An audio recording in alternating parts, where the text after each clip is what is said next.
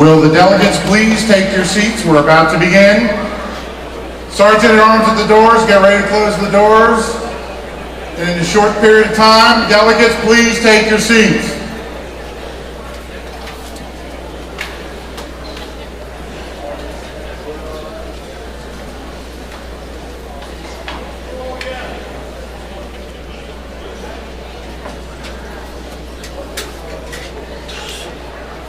Just a reminder, at this time in particular, we've not been really enforcing it for the first part of this afternoon, but do need to mention that only delegates at this time need to be seated in the convention floor area of the convention hall. So if you're a guest or a visitor, we're delighted to have you with us. We're honored and want you to stay and watch what goes on and observe, but we do ask that you do that from the VIP boxes in the balcony area. So guests and visitors at this time, if you would please exit the convention floor, should you be here.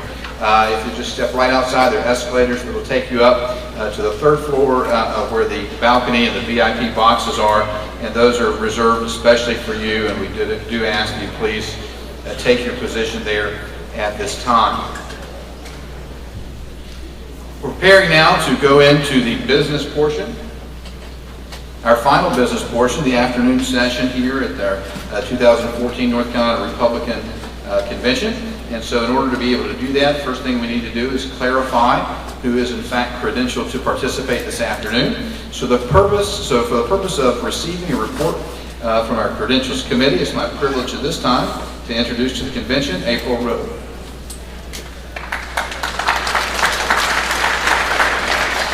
Good afternoon, welcome back. We have the following credentials report, which is updated to present. Alamance County, 5 delegates, no alternates. Alexander, 3 delegates. Allegheny, 2 delegates. Anson County, 8 delegates with 4 alternates. Avery County, 4 delegates. Beaufort, 5. Bertie, 1.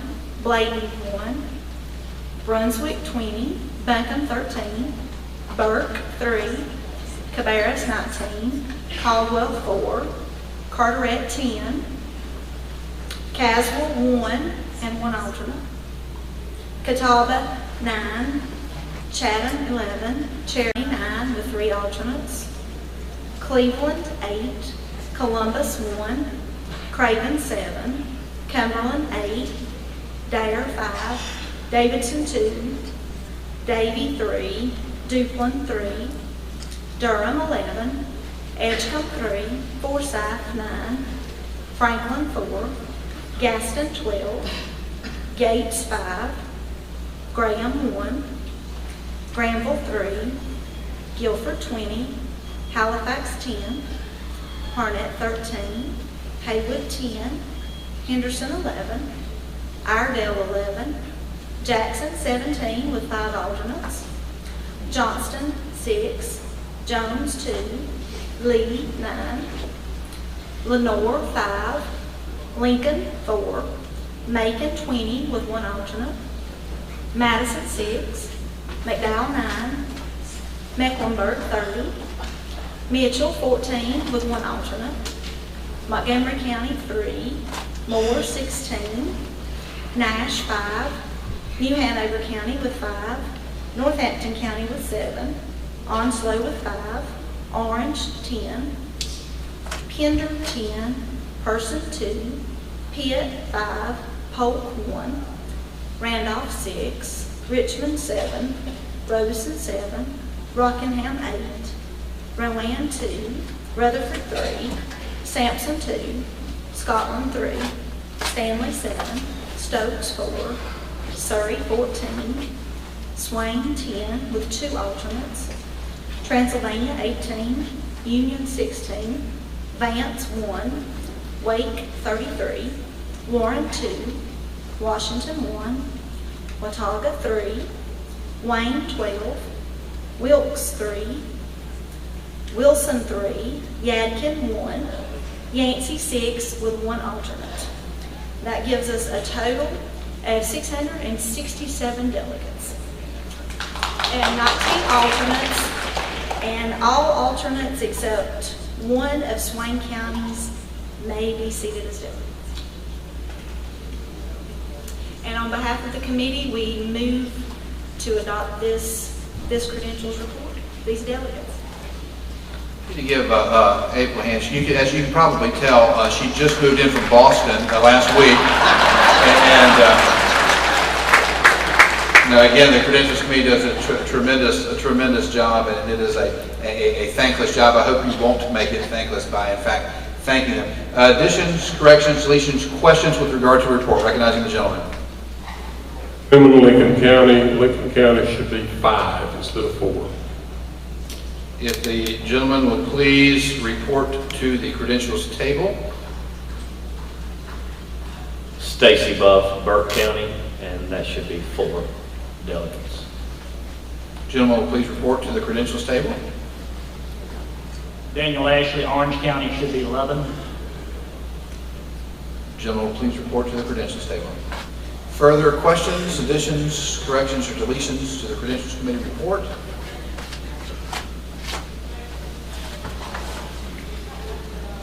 We'll do that. Once we adopt the report, then we'll move to seating.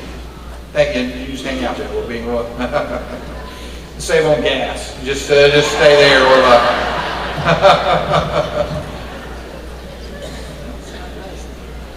So again, for those who may have just joined us this afternoon for this business session, the business of the Credentials Committee and the purpose for the Credentials Report is just to make certain that everyone that is supposed to and qualified to, by means of having walked through the process correctly, is in fact given the opportunity to participate this afternoon. It is a little bit cumbersome, but it is in fact an extraordinarily important job. If you get a chance to see anyone from the Credentials Committee at any point, please do thank them for their work. They begin working long before the convention, months before the convention, and continue working long hours when others are in meetings or taking breaks or whatnot. They're working, checking records and having meetings and so forth and so on. So if you get the opportunity to thank a person from the Credentials Committee, it really should not be a thankless job, although again it often is. It'll take us just a moment or two, hopefully, to resolve. There are only, I believe, 3 or 4 questions,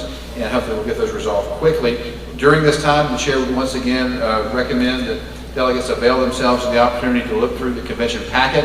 We will return to old business once we have settled on our credentials report, and at that point we will resume a consideration of some proposed amendments to the North Carolina Plan of Organization. So if you want to go ahead and prep yourself, if there are any questions, is Mr. Phil Strack in the convention hall? The gentleman here with his hand up to the chair's far right toward the end of the stage area there is the chairman of the committee on the Plan of Organization. If anyone has an informational question about any of the proposed amendments, now would be a great time to go see Phil and get that answered, so we don't have to take up debate time with something that could be handled during this downtime. So if there are any questions about the remaining amendments, we're looking at amendments 3 through 7. If you have a question about those, now would be a great time to go talk to the chairman of the committee and see if you can get your questions answered, so that we don't have to take time with that when we move into debate and consideration in just a few minutes.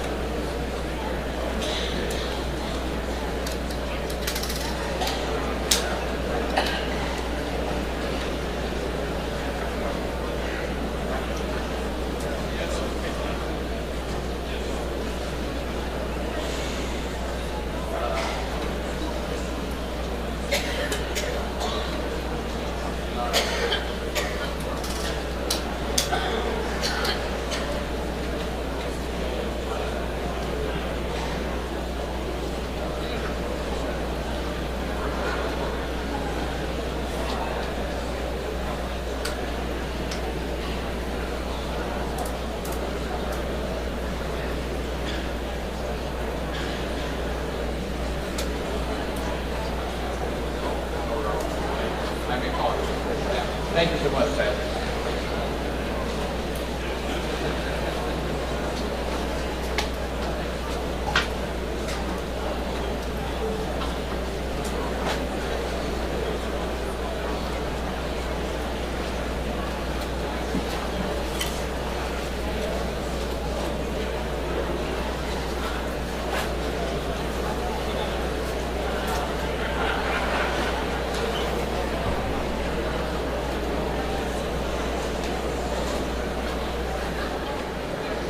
Wandering this is the final call. If anyone has a question or concern, potential amendment to the credentials report, now is the final opportunity to meet with the Credentials Committee, final opportunity to present your concerns to the Credentials Committee.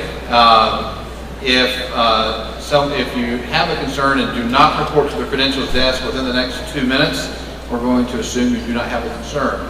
So concerns with the Credentials Committee report, please immediately report to the Credentials table to the convention's left of the stage. Immediately, please, if you have a Credentials question or concern.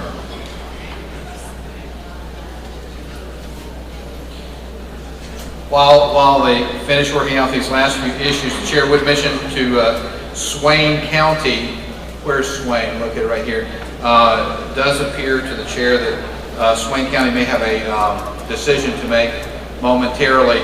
At least it appears Swain County has at least 2 delegates present, only one of whom may be seated as an alternate, so the county's going to need to resolve that to determine who that's going to be.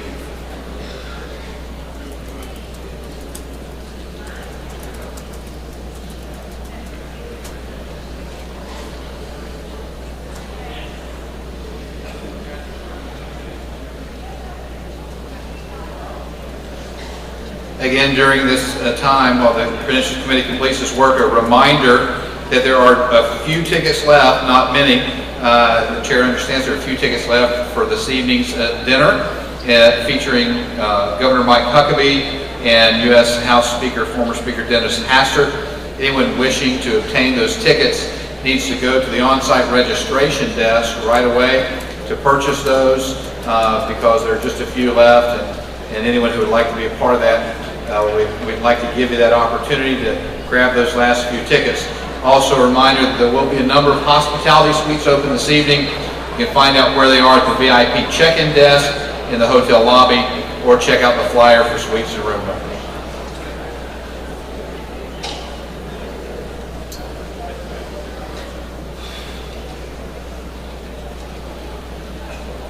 Once again, the chair would ask that all guests and visitors please make sure you vacate the convention floor proper, and but please feel free to take a seat in the VIP boxes in the balcony section. From time to time, the sergeants at arms will sweep the floor, and persons on the convention floor without proper credentials will be more formally asked to move at that time, so it'd be easier to go ahead and take care of that now, please.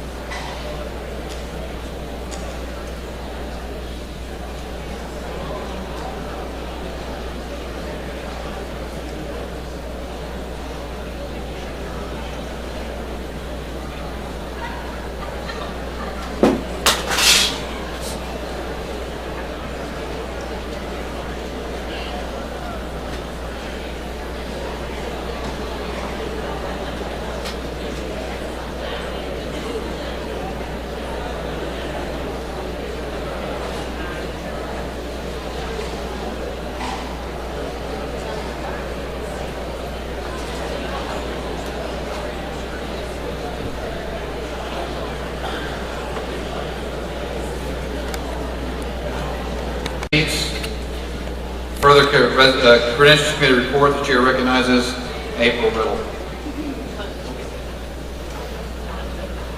Just kidding. And again, unless the gentlelady believes someone has been improperly registered, it's entirely possible to have fewer persons present on the floor. She said we had 6, we only have 5. But you only have 5 registered? Yes, sir. Okay, Agenda item, please report quickly to the table.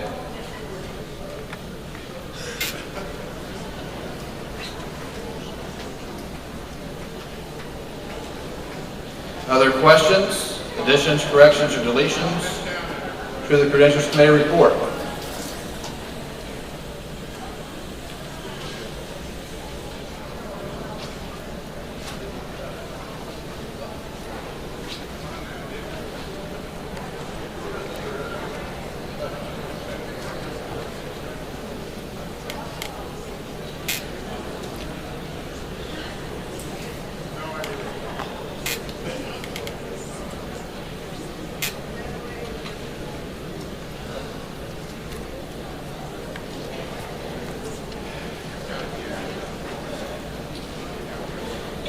Again, while attempting to resolve the issue with Lenore County, convention will be in order. The chair would like to announce at this time, just by way of information, that for the 6th year in a row, Anson County has delivered to state convention 100% of those persons elected from that county to the state convention. 100% attendance from the delegates and alternates from Anson County. Please give them a hand. That really is a remarkable feat, and the organization and the folks that are working there in Anson County are to be commended for that. 100% attendance is fabulous, and 6 years in a row. Do we have gold stars or anything like that we can give them? So if those folks will get their gold stars before they leave today, that'd be great. Here at Harrison, they may be real gold. We'll see what we can do.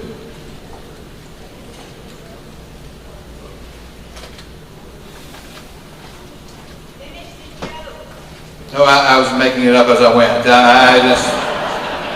I thought this was going to go a little faster than it did, so I got caught unawares there.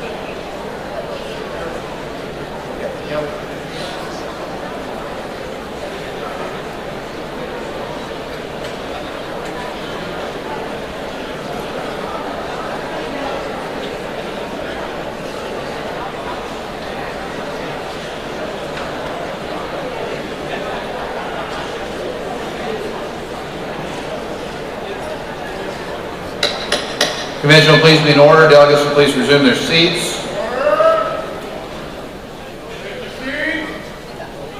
One quick shout out has just been brought to the chair's attention that the active Republican from Buncombe County, Matt Miller, at 50 years old, was recently called up as a reservist and answered that call and is currently serving the United States in Afghanistan. At 50, I wanted to give him a shout out.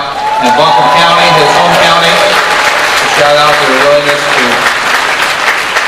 share their citizens on behalf of our nation. Recognizing Ms. Rilwood for formal report. We have a couple of corrections from credentials. Anson County has 3 alternate delegates that will be allowed to move up. Iredell has a total of 12 delegates. That brings our total delegates to 672.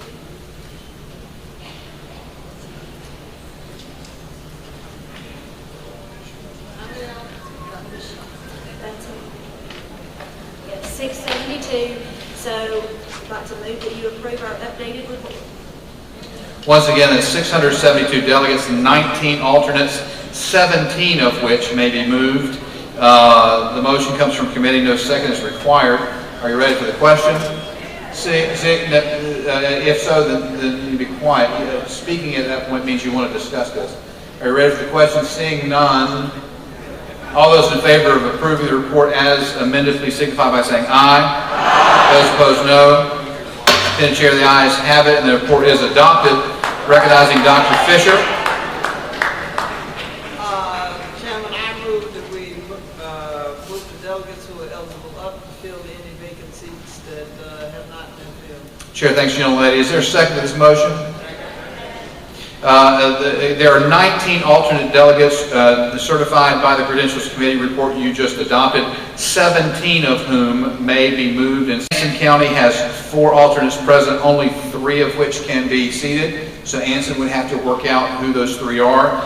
Swain County, I believe, has 2 alternates present, only 1 of whom may be seated as a delegate. Swain County will need to work out who that is as well. It's been moved and seconded to seat the 17 alternate delegates as delegates for the remainder of our business session. All those in favor of doing so, please signify by saying aye. Aye. Those opposed, no. Pending chair, the ayes have it. Those 17 delegates are seated. And again, it's up to Anson County and Swain County to determine how they're going to handle that. So that makes our total of accredited delegates for our afternoon business session 689.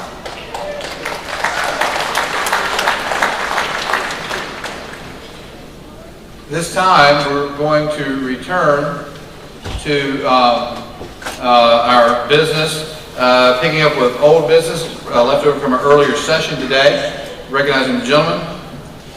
Michael Lyons, Macon County. I motion to rebundle amendments 3 through 7 to expedite business and to get on to the platform or plan of organization amendments from the floor. Thank you. The motion is to, we have so far in the preceding business sessions dealt with proposed amendments number 1 and number 2 to the state plan of organization. We have been considering these one at a time. The gentleman is moving that we consider the remaining amendments 3 through 7 in totem as a whole for the purpose of expediting our business and making things move a little faster. Is there a second for that motion? Wow, there are a lot of, okay. and several other very avid seconders. Those very fervently seconded. So again, the motion will be to consider the remaining amendments as a group, and they would all be up for discussion simultaneously. All those in favor of rebundling amendments 3 through 7, please signify by saying aye. Aye. Those opposed, no. In pending chair, the ayes have it. We will now consider proposed amendments 3, 4, 5, 6, and 7 in total. Recognizing anyone wishing to speak Mr. Chairman. to these, recognizing the gentleman. I would like to call a question. Gentleman, please state his name and county of residence. Matt Overby, Wake County.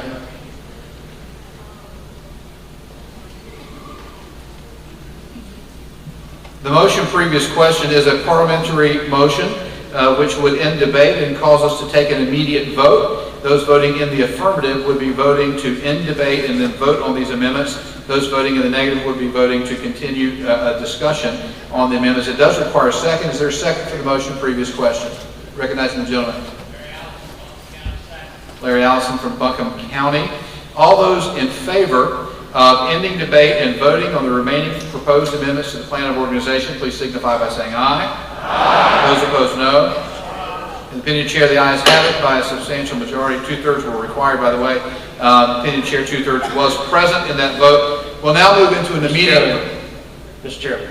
Recognize the gentleman. Mark Edwards, Nash County, bringing up an issue that came up yesterday. That there had been an additional change to the plan of organization that was mailed to the executive committee. Gentleman will suspend. Gentleman, the chair will recognize the gentleman to present that immediately upon this vote to be added in. And that would be the next consideration. Chair thanks the gentleman for his indulgence. All those, did we just vote on previous question? Sorry, there's a lot to keep up with up here. Every once in a while I lose something. We did vote on previous question. Okay, so we now move into an immediate vote on proposed amendments 3, 4, 5, 6, and 7. Those voting in the affirmative are voting to make these changes. We have not done that. Are voting to make these changes to the state plan of organization. Those voting in the negative are voting not to make these changes to the state plan of organization. So voting yes, you're voting to approve amendments 3 through 7. No, you're voting not to approve amendments 3 through 7. All those of adopting amendments 3 through 7, please signify by saying aye. Aye. Those opposed, no. The pending chair, the ayes have it. The amendments are adopted, and the chair thanks the committee for its work, although it would ask the chairman of the committee to remain on the stage. Yesterday, when we began this process, there was an additional proposed amendment that is the chair's understanding was submitted to the committee, but due to lack of time or whatever, did not make it into the report. The committee chose not to put it in the report. But according to the state plan of organization, the folks who proposed it followed the state plan, gave 30 copies of it, or sent out copies 30 days in advance to all the members of the state executive committee, They had copies present yesterday. Do we have any more copies Yes. today? Yes, we have some, so if you want to raise your hand, we'll pass out what we The have. gentleman will suspend. Delegates who do not have a copy, this would be proposed amendment number 8 to the state plan of organization. Again, due process according to the state plan was followed to allow this to be considered by a majority rather than a 2/3 vote. We'll take just a moment to allow persons who do not have copies were distributed yesterday in yesterday's business session, but anyone who was not present for that may not have a copy. If delegates will simply raise their hands, we will give the copy to them as quickly as possible. If we can get people with copies to move to this side of the room as well, if we can get folks working on both sides of the room so we can do that expeditiously.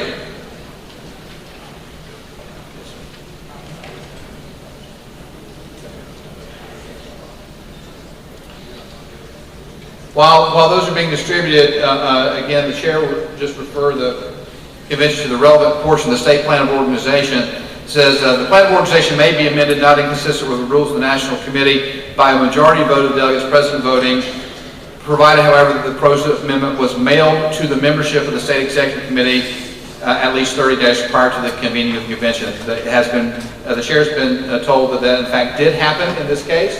So a simple majority is all that's required to adopt this proposed amendment to the state plan.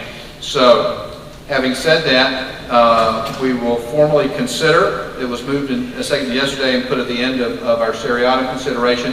So it is now before us as pending question number 8, and recognizing the maker of the amendment for a time not to exceed 2 minutes. Again, assuming that there will be potentially discussion on this, the chair will invoke his privilege to limit debate to 5 minutes per side, affirmative and negative. So 2 minutes, beginning with affirmative, the maker of the motion. Gentlelady rises to a point of information. I would like to have the person who wrote this give us some sense of why they wrote it, because I tried to read it, I couldn't make out any sense out of what was trying to be accomplished here. The chair assumes that in debate the gentleman will provide the reasons for the proposed amendment. Is that correct? Correct. Recognizing the maker of the amendment for a time not to exceed 2 minutes. Yes, thank you, Mr. Chairman. Delegates, currently state law provides that the state party chairman nominates 3 persons from the state party to the State Board of Elections for each county board of elections. And the tradition has been within the Republican Party for the county parties to make their wishes known to the state party chairman when making these Board of Election nominations made for each county. But there's nothing in the current plan of organization allowing for county parties to have any say in this nomination process. And the amendment that you have before you today does not take away the state party chairman's authority to make the final decision on who is nominated for the county boards of election. But this amendment sets out a process by which the county parties can make their wishes known to the state party. And it also provides a process for the state party chairman to notify the counties of who has been nominated so that the county parties can know whether or not their nominations or their recommendations were accepted or not. And now that the Republican Party has the governor's mansion, we have the ability to nominate 2 members of each of our county boards of elections, including one who will eventually become the chairman of each county board of elections. And so it's now more important than ever that we have strong and effective members of our boards of elections across the state. And I think the best way to do that is to have good dialogue between the county parties and the state party. And I believe that this amendment that you have before you today will allow for that dialogue. And so I encourage you to vote for this amendment to the plan of organization so that we can have this strong process. Thank you. The chair thanks the gentleman. Recognizing speakers in opposition to the proposed amendment. Someone wishing to speak in opposition to the proposed amendment?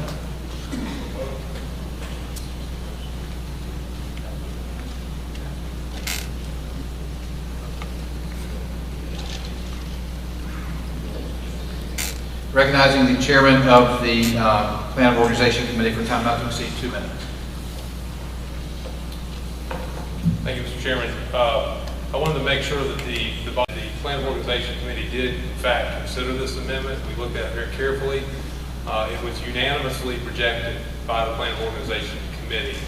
It's our view that this is not necessary. It's my understanding that this amendment was driven by the experience of one county out of 100. So you can imagine picking Board of Election members for 100 counties is a pretty difficult task. It takes a lot of time and effort. And the chairman got it right at least 99 times out of 100, if not 100 out of 100. So I would not encourage this group to amend what is our Constitution based on the one negative experience of one particular county. That'd be like Wyoming having a problem with something and we amend the U.S. Constitution. We simply wouldn't do that. The other thing that I would like to keep in mind is at the end of the day, no matter what the state chairman does, the members of the State Board of Elections make these selections. And it's also my understanding in this one particular instance that the county's wishes were overridden not by the state chairman, but by the State Board of Elections. And frankly, there's nothing we can do about that. There's nothing we can put in our plan that would stop that. So we don't think it's necessary to insert this language into the plan, and we urge the delegates to vote against it. Mr. Chairman, point of inquiry. Gentleman will suspend for just one moment, please. The chair's trying to keep time. Yes, recognize that. Point of information? Yes, isn't it true that the state board can only nominate names that are forwarded from the state party? The state board, is it true that the state board doesn't have the authority to nominate anybody other than who was forwarded from the state party?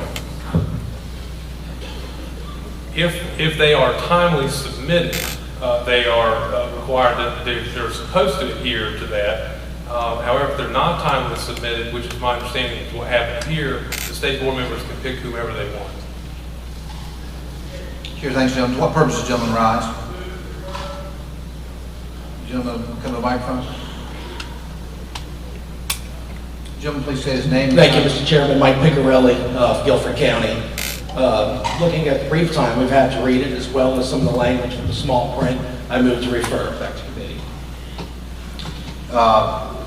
The motion would be to refer this this proposed amendment back to committee. The commission took that action in a business session yesterday, actually, I guess, with the first proposed amendment to the resolution, where the commission voted to refer that amendment back to committee for consideration at the next state convention. Is that the same?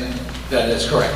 So this motion would be to refer this proposed amendment back to the Plan of Organization Committee for report at the next state convention. For the next state convention with the other amendment to add with that as well. Chair, thanks, gentlemen. Is there a second to this?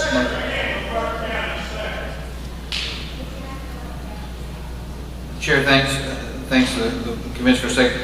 So it is moved and seconded to refer or commit this proposed amendment to Plan of Organization to committee to be reported on next year's session.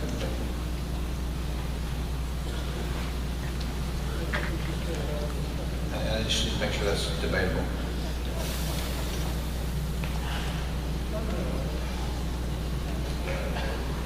I think it is too, but I just want to make sure.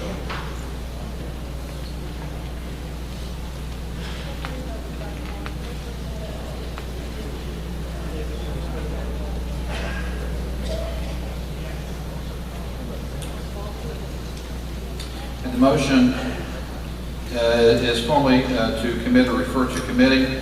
It must be seconded, is debatable. And the debate can extend only to the desirability of committing the main motion and to the appropriate details of the motion to commit. In other words, a debate cannot really enter into the merits of the question, whether or not you like this amendment. Debate is not allowed to enter into whether or not you like the amendment, but whether or not you like the idea to commit it. The question is on the motion to commit. Are you ready for the question, or do you wish to discuss that motion? See, the gentleman rises to a point of information. Yes, sir. Thomas Hill, Gates County Chair. Just one question. When it comes to this, the same question that was from yesterday is today. In our county plan of organization, this specifically is stated within the county plan of organization. Does this decision, if there is a decision made, whether it be from committee or from this body, will it override or will it be grandfather claused in our county plan of organization? That was voted unanimously by the county. First of all, the Chair thanks the gentleman for his point of information. Because the pending question is the motion to commit, technically that point of information is out of order because it does not relate to the question at hand, which is the motion to commit. But the Chair will attempt to answer it anyway, just as a courtesy.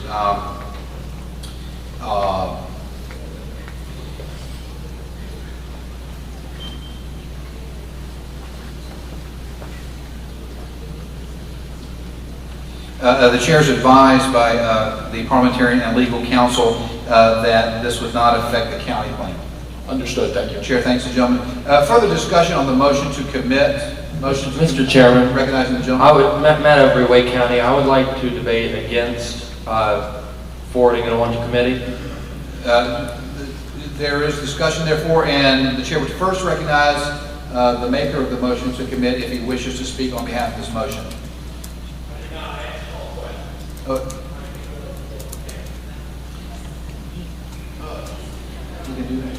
It is debatable. He is entitled to the floor first. Under Robert's Rules of Order, the maker of the motion is entitled to the floor first. He can take the floor to make the motion. Previous question, should he choose to do that rather than debate. The gentleman will again state his name and county. Is there a second to the motion? Previous question. Again, just to clarify, to keep the convention as on top of things as possible. Right now, the pending issue is, do we commit this proposed amendment to a committee to consider and bring back at next year's convention or not? And this motion is the motion to end debate on, to not debate that, but just go ahead and vote on whether or not to commit. Those voting in the affirmative, those voting yes, are voting to end debate and vote on the motion to commit. Those voting no are voting to debate the motion to commit. All those in favor of the previous question, ending debate, please signify by saying aye. Aye. Those opposed, no? No. Independent Chair, the ayes have it by 2/3 majority. We will now move into a vote on the motion to commit. The motion before the convention is to refer amendment number 8, the proposed amendment to create a mechanism within the plan of organization to codify really a lot of our current practice for appointing members of the county boards of election. Those voting to commit are voting to send this to a committee to be reported on next year. Those voting no are voting to consider it today. All those in favor of referring this to committee, please signify by saying aye. Aye. Those opposed, no. We'll do that. All delegates will please immediately take a seat. We will do this by standing vote. The Chair believes he ascertained correctly, but we'll do this for the sake of fairness by standing vote. All delegates will please immediately obtain a seat. All delegates will please immediately obtain a seat in the convention hall. We will conduct a standing vote. Any delegate who wishes to vote and is unable physically to stand, it will please make certain that we get they have our attention by the waving of the hand.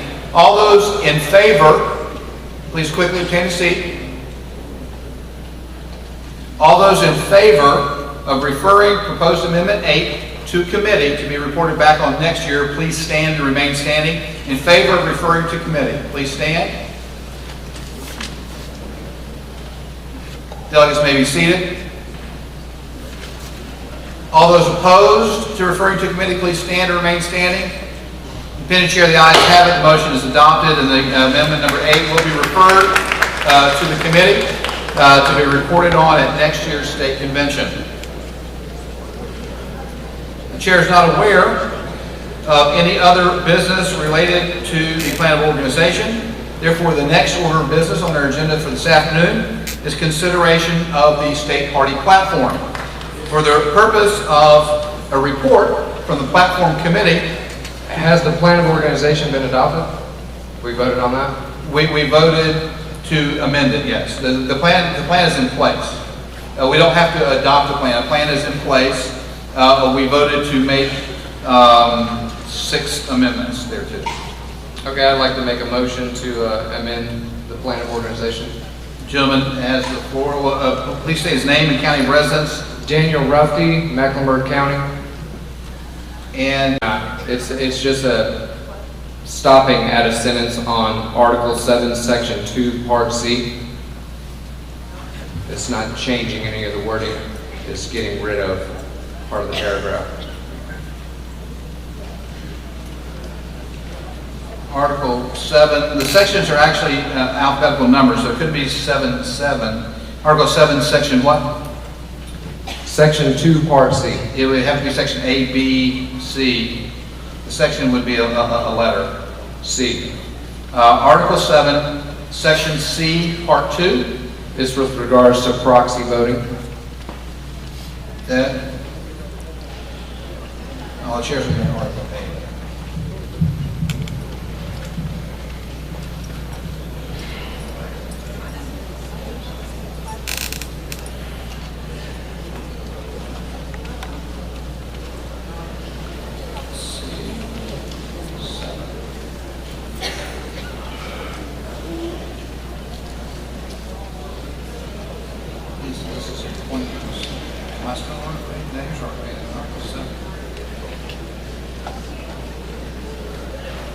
Does the gentleman have a current plan of organization with him?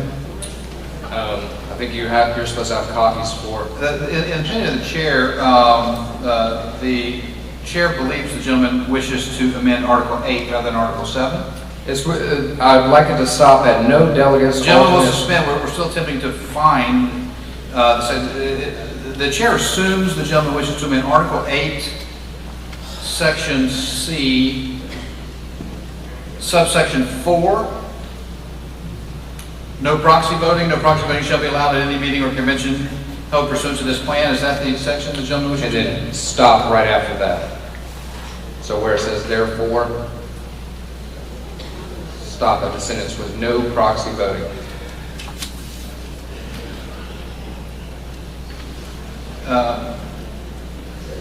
Again, the gentleman does not have this right. Currently, the language says, no proxy voting shall be allowed at any meeting or convention held pursuant to this plan. And the gentleman wishes to change that in what fashion? To stop right there. There's no proxy voting in the conventions and stop the weighted voting.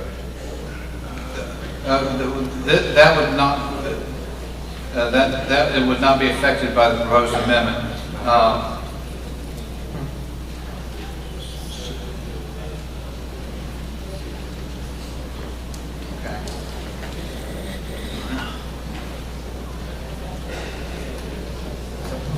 Mr. Chairman? The gentleman will suspend. It appears then that the gentleman is wishing to amend Article 7, Section A, Paragraph 2, or Subsection 2, Paragraph C. Is that it? Point of information, why were the delegates not given a full copy of the plan of organization?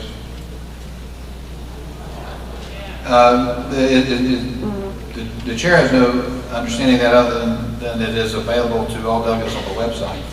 The chair would assume the answer is cost, it'd be cost prohibitive, and delegates have the opportunity to print their own copies and bring them with them. Well, the copy that I have says Article 7, Section 2, Part C. So, again, that would be Article 7, Section A, Convention Procedures, Subsection 2, Paragraph C. Is the gentleman referring to the paragraph that reads, no delegate, comma, alternate, or any other member of a convention shall cast any vote by proxy? yes, and I'd like to stop right after that sentence. The gentleman is moving to amend Article 7, Section A, Subsection 2, Paragraph C, by putting a period after the word proxy, and which in effect would eliminate the following. Provided, however, that when not inconsistent with the rules of the Republican National Committee, any delegate or delegates present shall have the right to cast the entire vote of the county in district and state conventions. At congressional district conventions, votes for district offices, chair, vice chair, secretary, treasurer, and any other offices provided in the district plan of organization shall be by county according to the number of delegates authorized to attend the district convention, so long as there's one delegate from that county on the floor to vote the delegates authorized. At state conventions, votes for chairman and vice chairman shall be by county according to the number of delegates authorized to attend the state convention, so long as there's one delegate from that county on the floor to vote the delegates authorized. Basically, what that means is this. For those of you who have been around the process for a long time, there's a weighted vote system for the election of chair and vice chair, where every person is allowed to vote the entire voting strength of their county. For example, if Mecklenburg County was allotted 50 delegates, but only one showed up, that one delegate can cast 50 votes on behalf of Mecklenburg County. It's a weighted voting process, which has been here as long as the chair's been involved in the Republican Party. It's the way we calculate voting for chair and vice chair. The gentleman's motion would do away with weighted voting. It is the intention thereof by changing that paragraph. And so that would be the effect.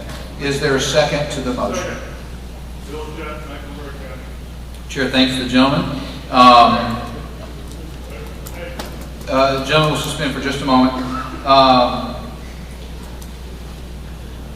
Again, according to the plan of organization, Article 8, Section A, Paragraph 3, proposed amendments to the plan not mailed to the State Executive Committee 30 days prior to the convening of the State Convention must receive a 2/3 vote of the delegates present and voting at any State Convention. So this motion would require 2/3 in order to pass. This amendment will require 2/3 in order to pass. The chair assumes that the commission does wish to discuss this. Therefore, the chair will once again exercise his authority to limit debate to 5 minutes per side. First recognizing the maker of the motion for time not to exceed 2 minutes. If everyone remembers the convention last year, we spent 3 hours trying to solve the confusion with this weighted voting. I mean, literally 3 hours. As we all know, we only have so much time to debate different things at this convention. I don't think we need to be spending 3 hours trying to explain to people this very confusing way of voting. The chair actually called it voodoo magic last year, if y'all all remember. It's a crazy way the computer calculates each of these delegates. No one clearly understands it. There's no transparency. There's no clarity in the voting. I think that I spent $75 to come here. I think my vote should count equally as anybody else here.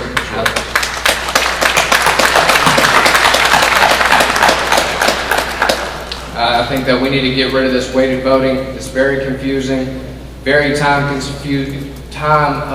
It takes so much time to explain to people. We need to go to, you want to show up, then you get a vote. If you don't show up, then you don't get a vote. That's that simple.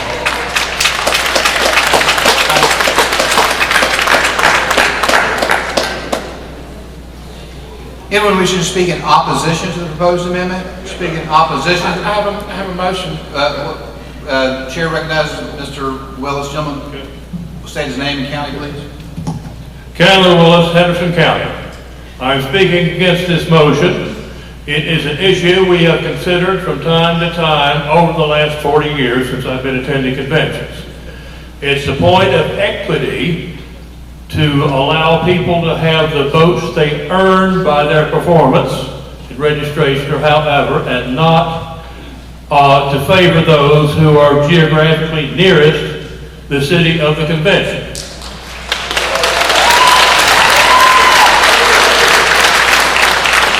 The effort required to come to convention, the expense required to come to convention varies very greatly with how far you have to travel. And so if Graham County has earned the votes in the conventions in Morehead City, they have a right to cast the votes they have earned. Vice versa, if the convention is in the far west, the east has the right to the same equalizing provision. It is not difficult to do the calculation in simple proportion as taught in junior high school math. It is understandable if people don't obfuscate or say wrong things about it. Now I'm going to take one other point to make personal privilege and say I'm offended that this matter is being brought up in this way and not labeled for what it was when it was first introduced. I'm offended that the person introducing it did not go through the usual mechanism of going through the Plan of Organization Committee, and I'm offended that they did not present a written statement of what the motion they wanted to make. Thank you. Recognizing the gentleman. I'd like to move to refer this to the committee.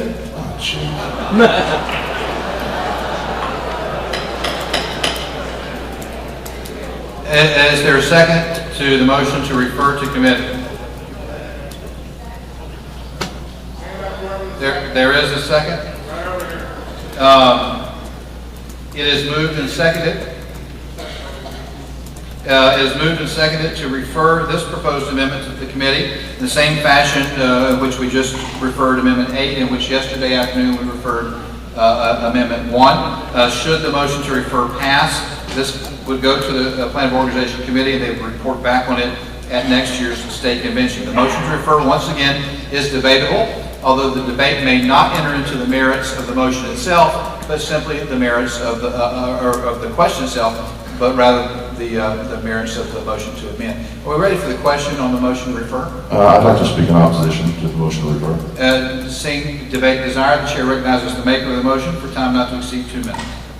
I think the previous delegate gave a lot of the reasoning for this. This is a very complex issue. It's also related to the delegate counts. If you're going not to have weighted voting, you need to reduce delegate counts. We've only had one county in the last 6 years that's had a full delegation.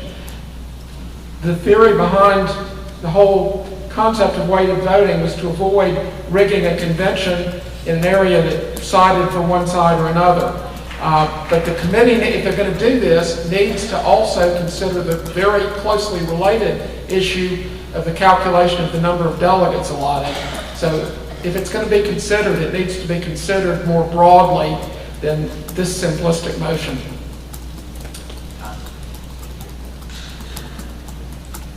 Gentleman wishing to speak in opposition. Bill Green, Forsyth County. Everyone in here recognizes that referring this to committee is a parliamentary trick.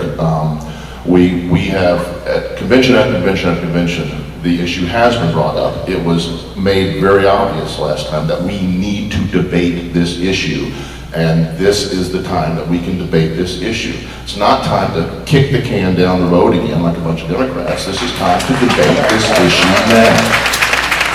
And I'm offended that we don't.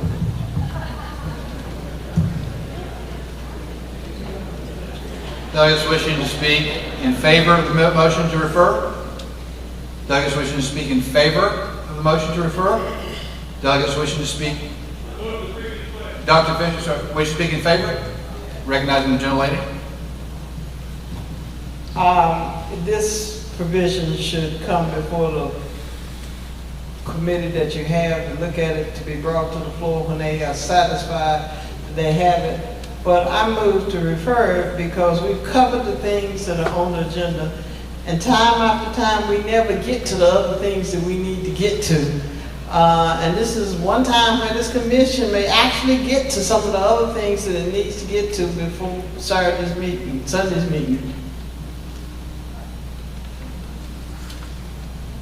Chair thanks the gentlelady. Delegates wishing to speak in opposition to the motion to refer? Opposition?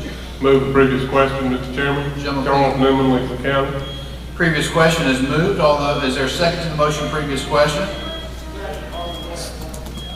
Again, the question is on the motion to end debate and move into an immediate vote on the motion to refer. Those voting in the affirmative are voting to end debate and vote on the motion to refer. All those in favor of ending debate and voting on the motion to refer, please signify by saying aye. Aye. Those opposed, no.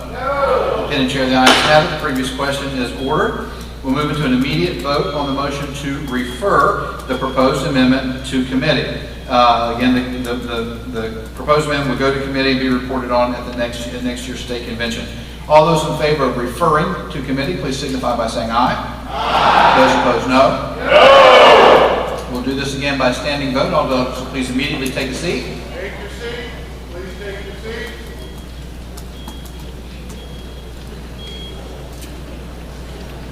Delegates will please immediately assume a seat in the convention hall.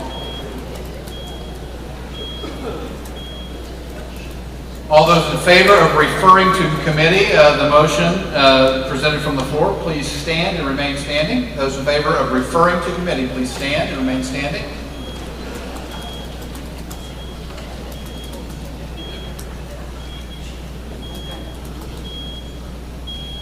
Delegates may be seated. Those opposed to referring to committee, please stand and remain standing.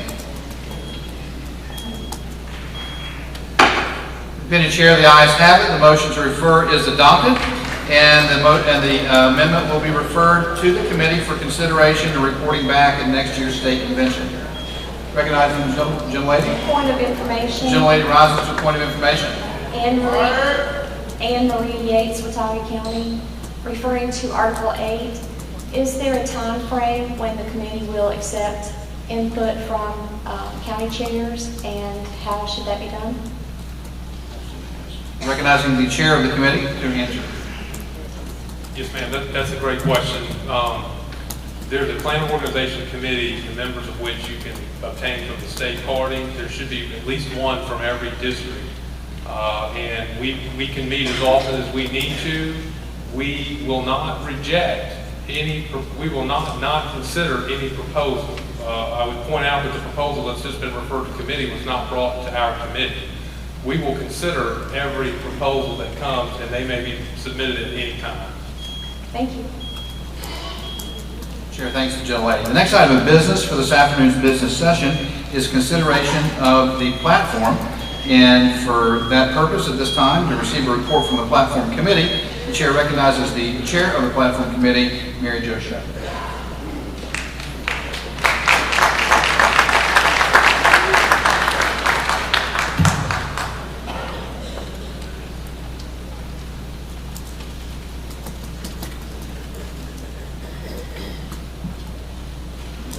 How are y'all doing today?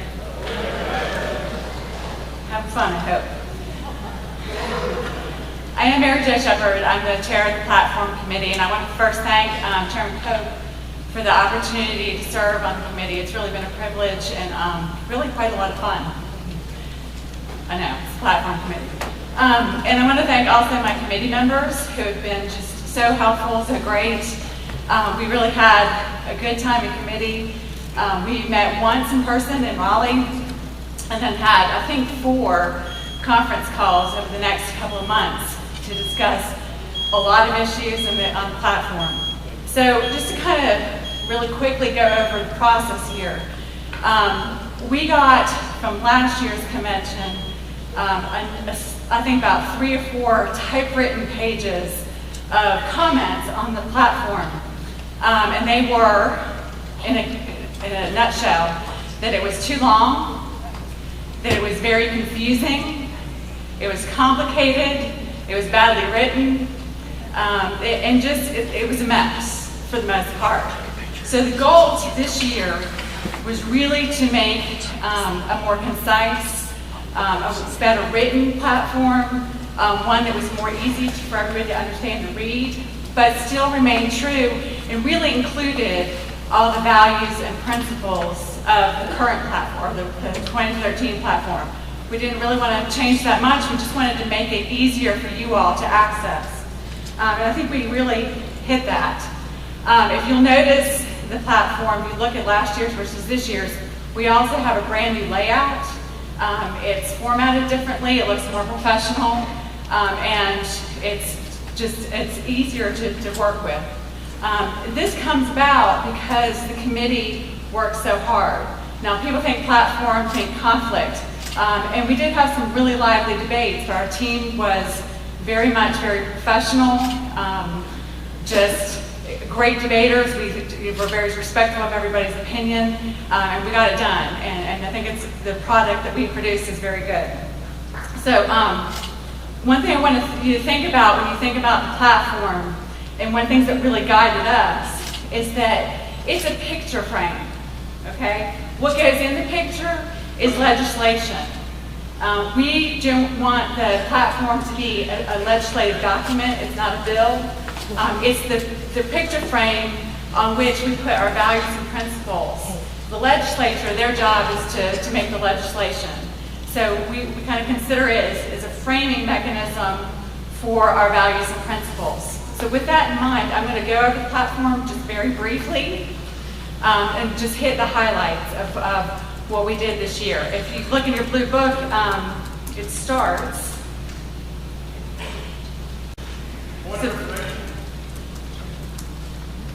Gentleman rises to a point of information.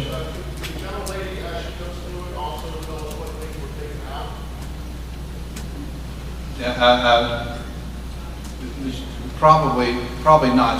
The document's been available for 30 days.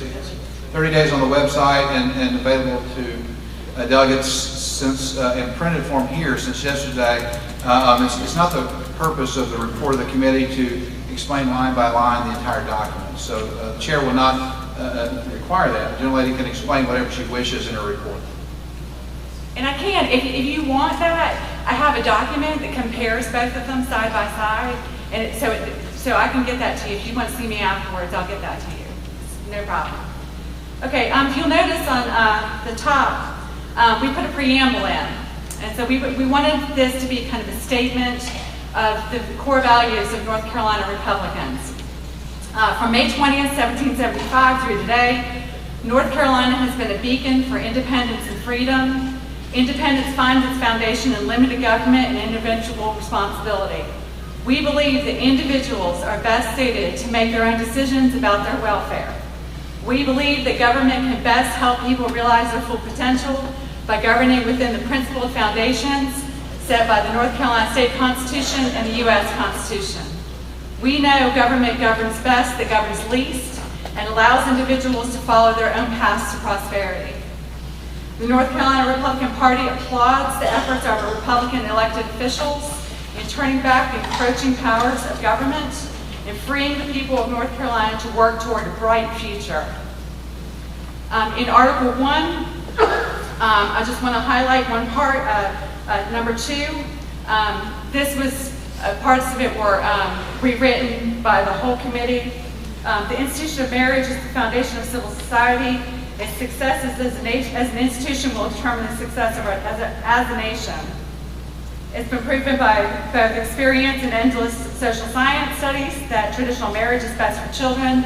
Children raised in intact married families are more likely to attend college, physically and emotionally healthier, and are less likely to use drugs, alcohol, engage in crime, or get pregnant outside of marriage. In Article 2 on the economy, we wanted to make sure in the whole document that we did highlight what the General Assembly does. Because this is the first time we have a Republican governor and a Republican legislature, we want to make sure that our platform reflects that. So we say we applaud, Article 2, number 3, we applaud the efforts of the 2013, the governor and the General Assembly to begin reform of North Carolina's tax laws. We support the continuation of reforming the tax code to encourage economic growth and moving toward a system that taxes the broadest possible base of economic activity at the lowest possible rates. In Article 3, sometimes Republicans get accused of discriminating against people. I mean, that's shocking, I know.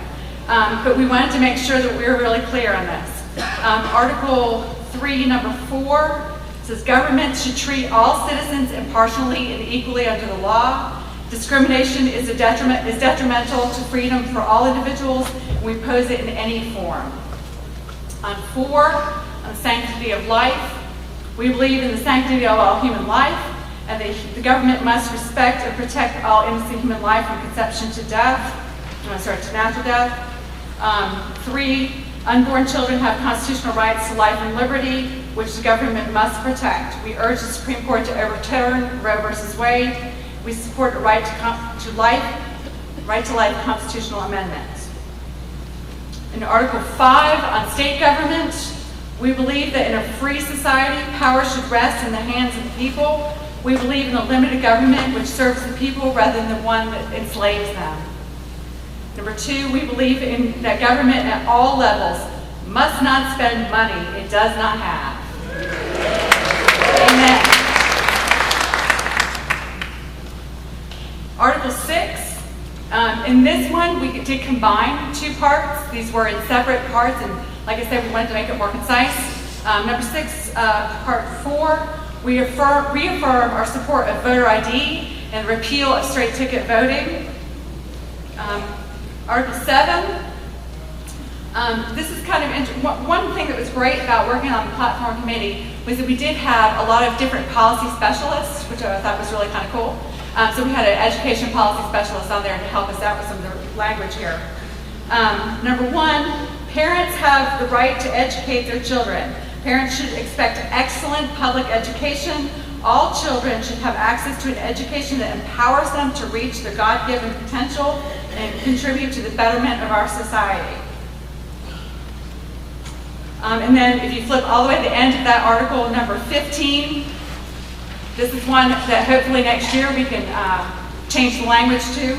But right now it reads, we oppose the standards known as Common Core and recognize them as an attempt to turn over the control of our education system to an unelected and unaccountable private interest supported by the federal government. And it goes on, but basically we oppose Common Core, but hopefully that's going to be gone.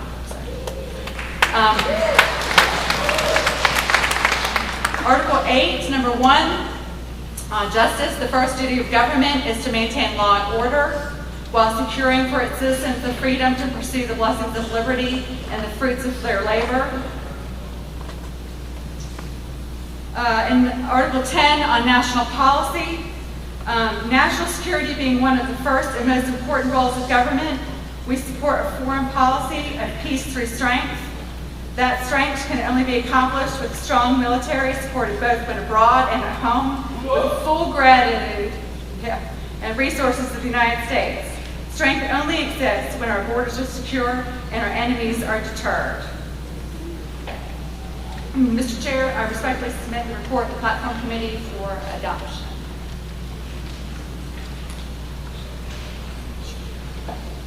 Chair thanks the committee for its work. Again, the motion comes is on the adoption of the platform as presented. Because the motion comes from committee, no second is required. The chair assumes at this point that there will be some discussion on the platform as proposed. So we'll open the floor for questions or discussion. Mr. Chairman, I move to refer to committee. The gentleman was not recognized. Recognize the gentleman? Yes, Mr. Chairman, I'd make a motion. Gentleman, please state his name. And Keith Kidwell, Beaufort County. Make a motion for what I believe would be a correction. In Article 10, paragraph 2, it reads democratic in 2 parts. We are not a democracy. We are a constitutional representative republic. The chair will entertain, without objection, that we change the word democratic to republican. So that it says a republican form of government is the foundation of freedom, and our foreign policy must promote and support republican governments worldwide. Is there objection to changing the words democratic to republican? No. There's a point. There is objection, and there's a point of order. Someone rises to a point of order.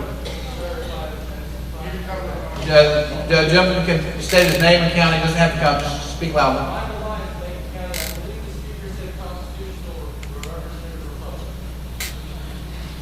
We're just a republic. We're not a constitutional republic. So, okay, that's not, everyone will suspend. That's not the form that the chair put to the convention as a unanimous consent request, because the chair didn't think that would pass. But the gentleman wishes by unanimous consent. So the gentleman wishes to make a formal amendment to change the words democratic in Article 10, Section 2 to the words. I believe, sir, it would actually be stated as a representative republic. A representative republic. Republican. A representative Republican form of government. Convention, this is not your amendment. You don't get to yell no. The convention will be in order. Is there a second to the proposed amendment? There is a second. We'll now move into discussion. The chair will allocate each side a maximum of 3 minutes to present its position. Recognizing first. Second, stand up and name it now, please. Who made the second? Stand up, please. What was your name again, sir? Recognizing the maker of the motion for time not to exceed 2 minutes. It should not take that long. I think we can just refer back to a question that was put to Benjamin Franklin by the first woman he saw when he exited the Constitutional Convention. She asked him, Mr. Franklin, what have you given us? He stated, "A republic, madam, if you can keep it." Chair, thanks. Mr. Opposition? Chairman, I would like to speak in opposition. Matt Everyway County. Recognizing the gentleman. Two quick issues. First of all, representative republic is redundant. The definition of a republic is the idea that it's a representative form of government. So, and also quote Benjamin Franklin, he didn't say a representative republic, he said I give you a republic. Second issue is saying a representative republic form of government is bad grammar.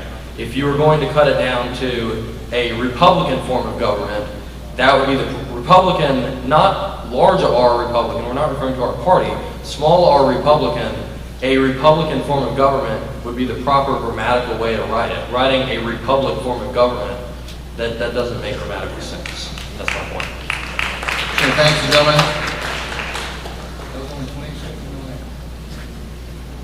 Okay, all right.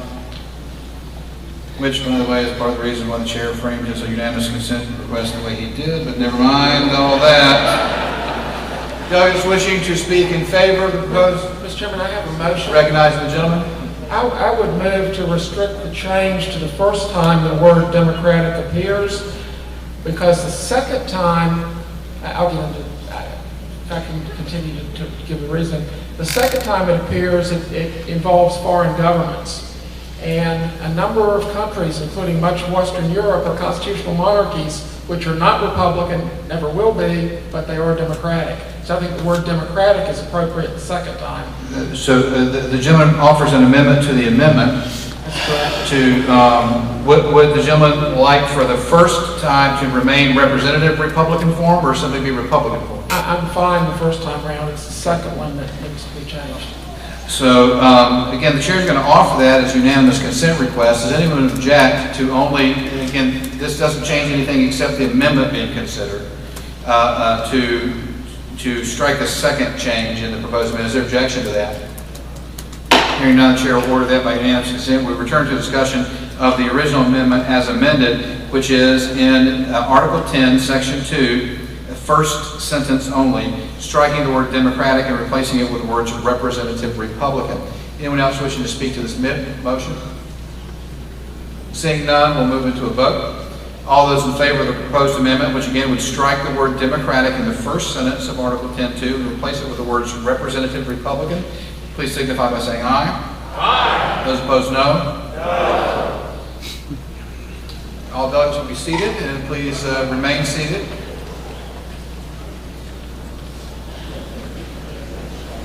Those in favor of the proposed amendment, please stand and remain standing. Those in favor of the proposed amendment, please stand.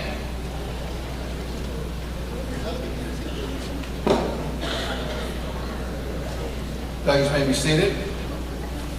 Those opposed to the proposed amendment, please stand and remain standing. Those opposed.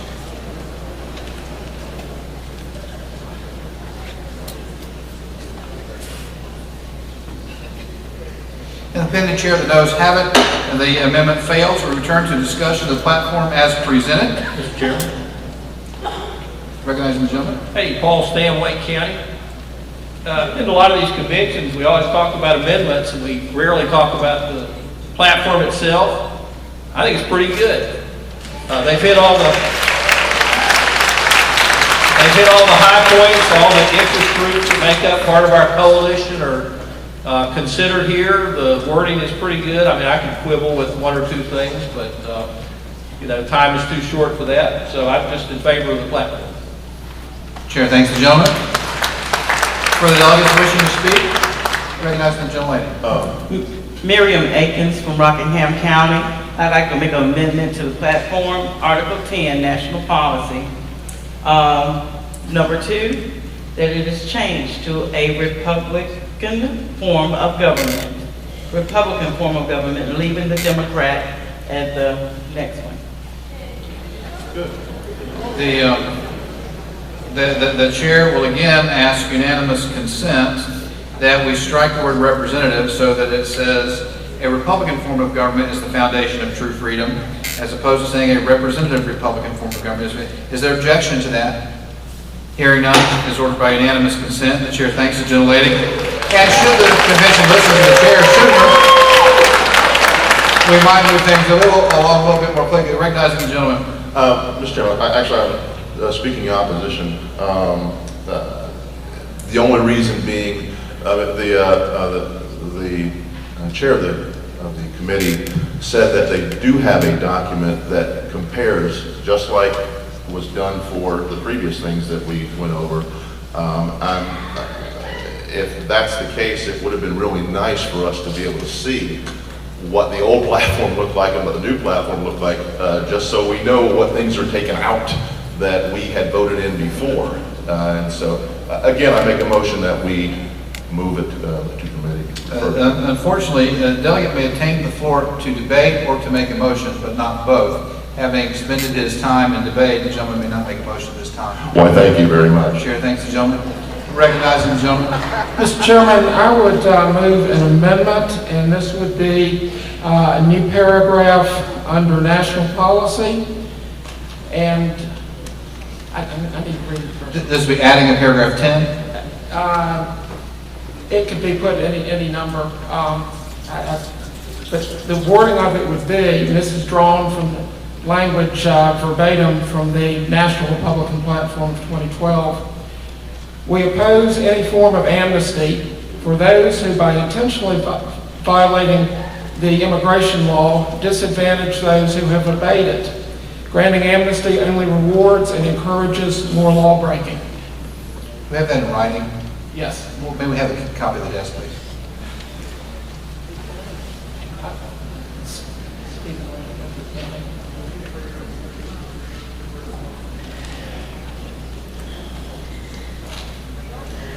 The proposed amendment will be to add a new paragraph to the National Policy, Article 10. We'll call it paragraph 10.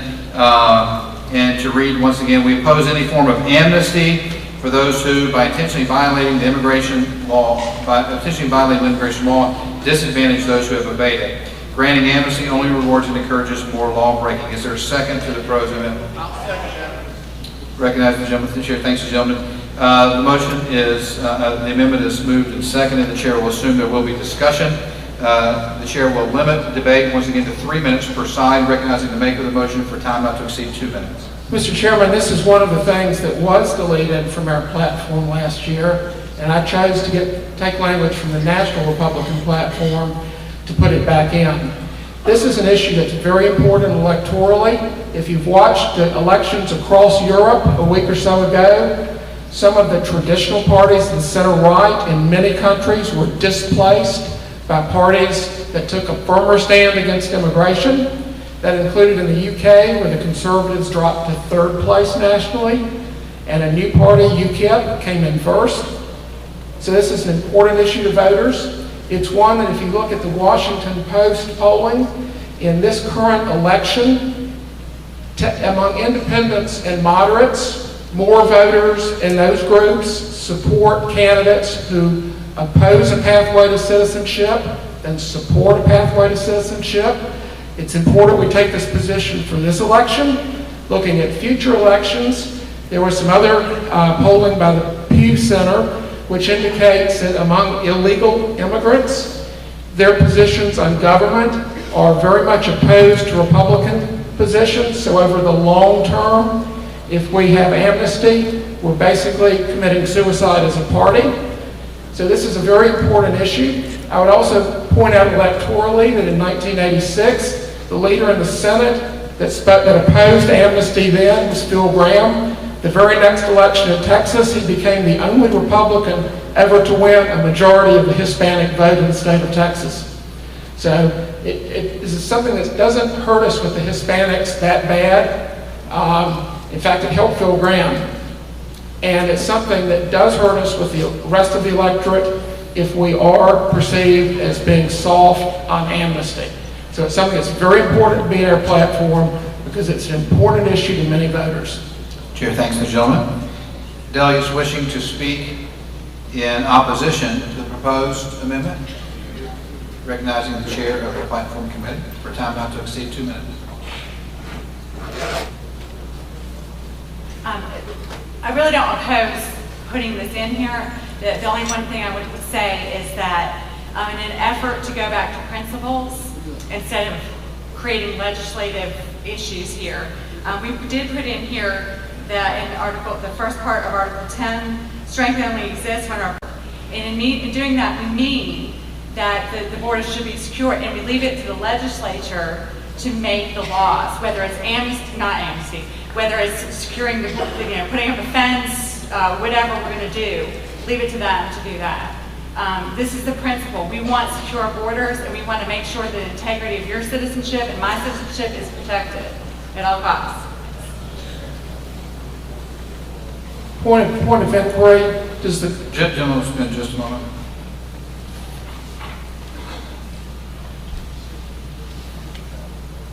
Recognize the gentleman. I would like to ask if the committee is aware that the issue of border security, although a related issue, is a separate issue from that of what to do about the illegal aliens already in the country.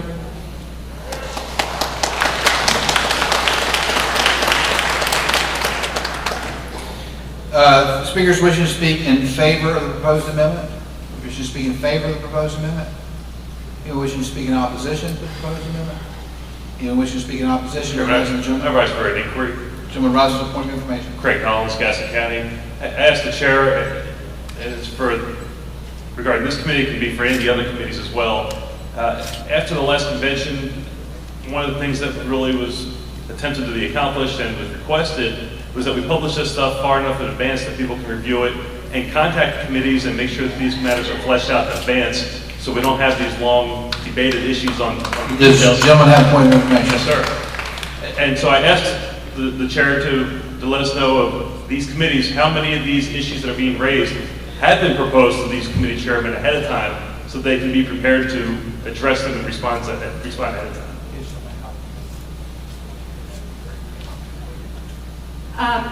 I personally got a couple of inquiries on a couple of issues, not on this issue at all. We got input from each of the team members, got input from their county. If they had questions, they would refer them to me. If they couldn't answer them themselves, and we answered them back. This is one that did not come up. Thank you. Anyone else wishing to debate this matter? Wishing to debate the matter, recognizing the gentleman? Gentleman, please state his name and county. The gentleman will submit for just a moment. If no one is seeking to debate, the chair is going to take a vote. Does anyone wish to debate this? Then the chair is going to entertain the gentleman's motion because the gentleman has the floor first. Again, the gentleman state his name and county again, please. Previous question is moved. Is there a second to the motion? Previous question. Previous question is moved and seconded. All those in favor of ending debate and voting on this proposed amendment, please signify by saying aye. Aye. Those opposed, no. Pen chair, the ayes have it. Previous question is ordered. We'll now move into an immediate vote on the proposed amendment to add a new paragraph to the platform Article 10, National Security. The new paragraph would read, "We oppose any form of amnesty for those who, by intentionally violating immigration laws, disadvantage those who have obeyed it. Immigration law disadvantage those who have obeyed it. Granting amnesty only rewards and encourages more law breaking." All those in favor of adding this paragraph, please signify by saying aye. Aye. Those opposed, no. Independent chair, the ayes have it. The amendment is adopted. We return to discussion. Mr. Chairman. I'm first. I've been Convention will be in order. We now return to a discussion of the platform as amended. Recognizing the gentlelady. My name is Jackie Esslinger. I am on the platform committee and from Vance County. I would like to make sure we do not take the sections out of Article 1, family on midwives, that's in the 2013 platform. I would like it to remain on the 2014 platform. The gentlelady will suspend. That motion is not going to work. Does the gentlelady have proposed language to add? We're voting on a platform. Does the gentlelady have a proposed amendment to the proposed platform that we have? It's in the current platform. And this is to take out and completely change. No, the chair disagrees. This is a proposed platform. This platform has been offered to this convention without regard to any previous platforms. This is not a proposed amendment. This is a proposed platform. If the gentlelady wishes to amend the proposed platform, she must propose an amendment. I propose an amendment to Article 1, make it number 5. We support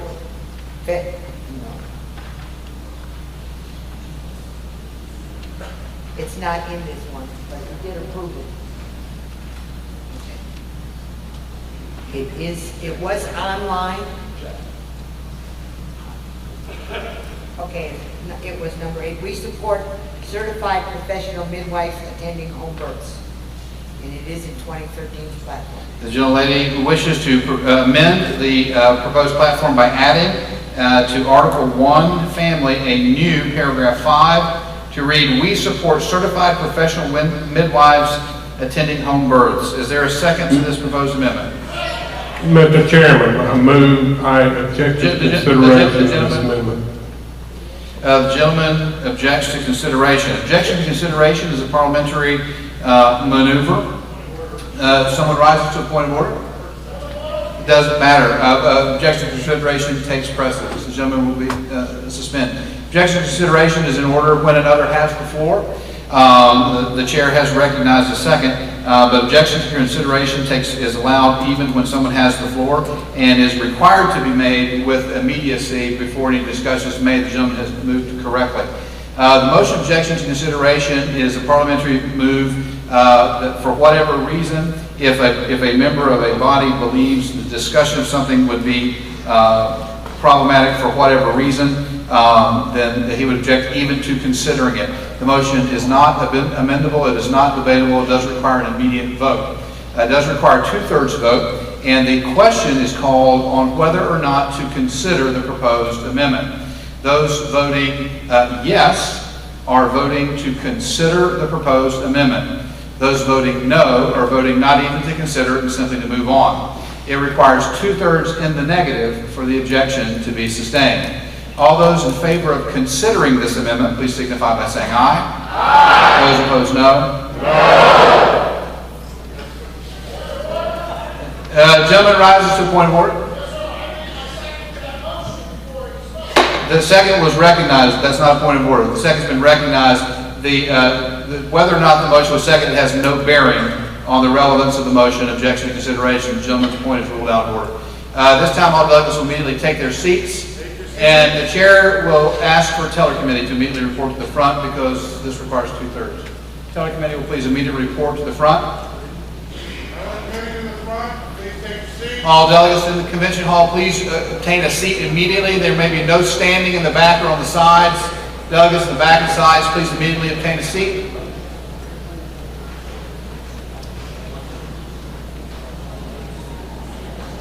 Is my Teller Committee here? Teller Committee, please immediately take their places in front of each section of the convention hall. There's a point of information, a point of parliamentary inquiry. Oh, I will. Is there a teller for this section? Is there a teller for this section? Thank you. Once again, the motion is called objection to consideration. And we're voting on whether or not to consider the proposed amendment. The proposed amendment is to add to Article 1 a new paragraph which would read, "We support certified professional midwives attending home births." Before we can consider that, we must deal with the objection to consideration. Those voting yes are voting to consider that proposed amendment. Those voting no are voting not to consider that proposed amendment. And it requires 2/3 in the negative not to consider it. Is that just as clear as mud? All those in favor of considering the proposed amendment, please stand and remain standing. Tellers will please count their designated sections and report to the front. Please stand and remain standing. Any delegate who is unable to stand for physical reasons, please make certain your teller gets your attention. Thank you. Chair thanks the gentlelady.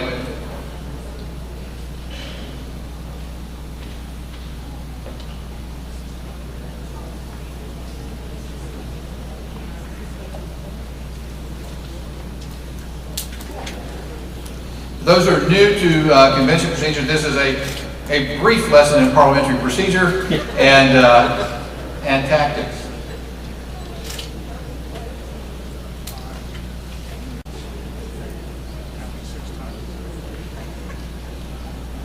Delegates, please remain standing.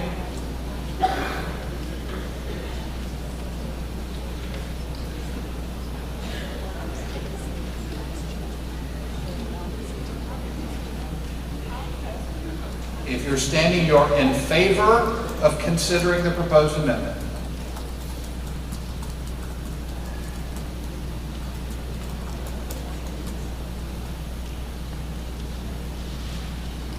Katie Sullivan, will you please count the stage as well?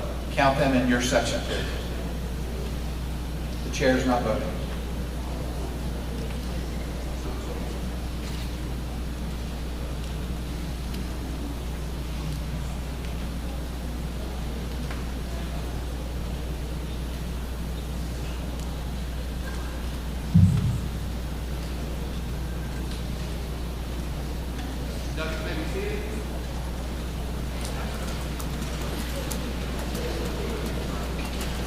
All those opposed to considering this amendment, please stand and remain standing. Those opposed to considering this amendment, please stand and remain standing.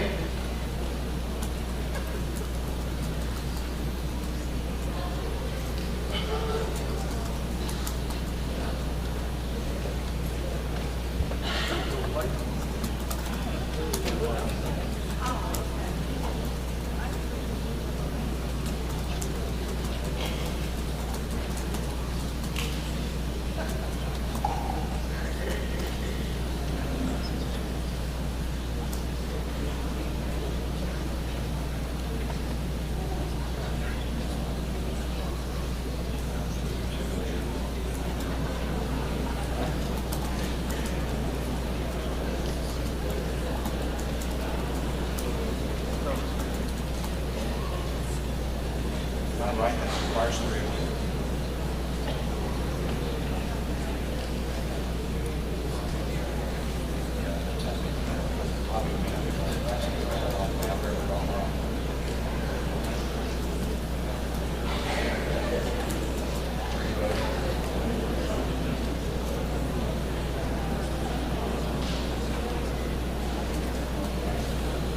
Delegates will please also refrain from moving about the convention hall during the voting process. Only the tellers should be moving about the hall this time. Really, really fast delegates may end up being counted twice.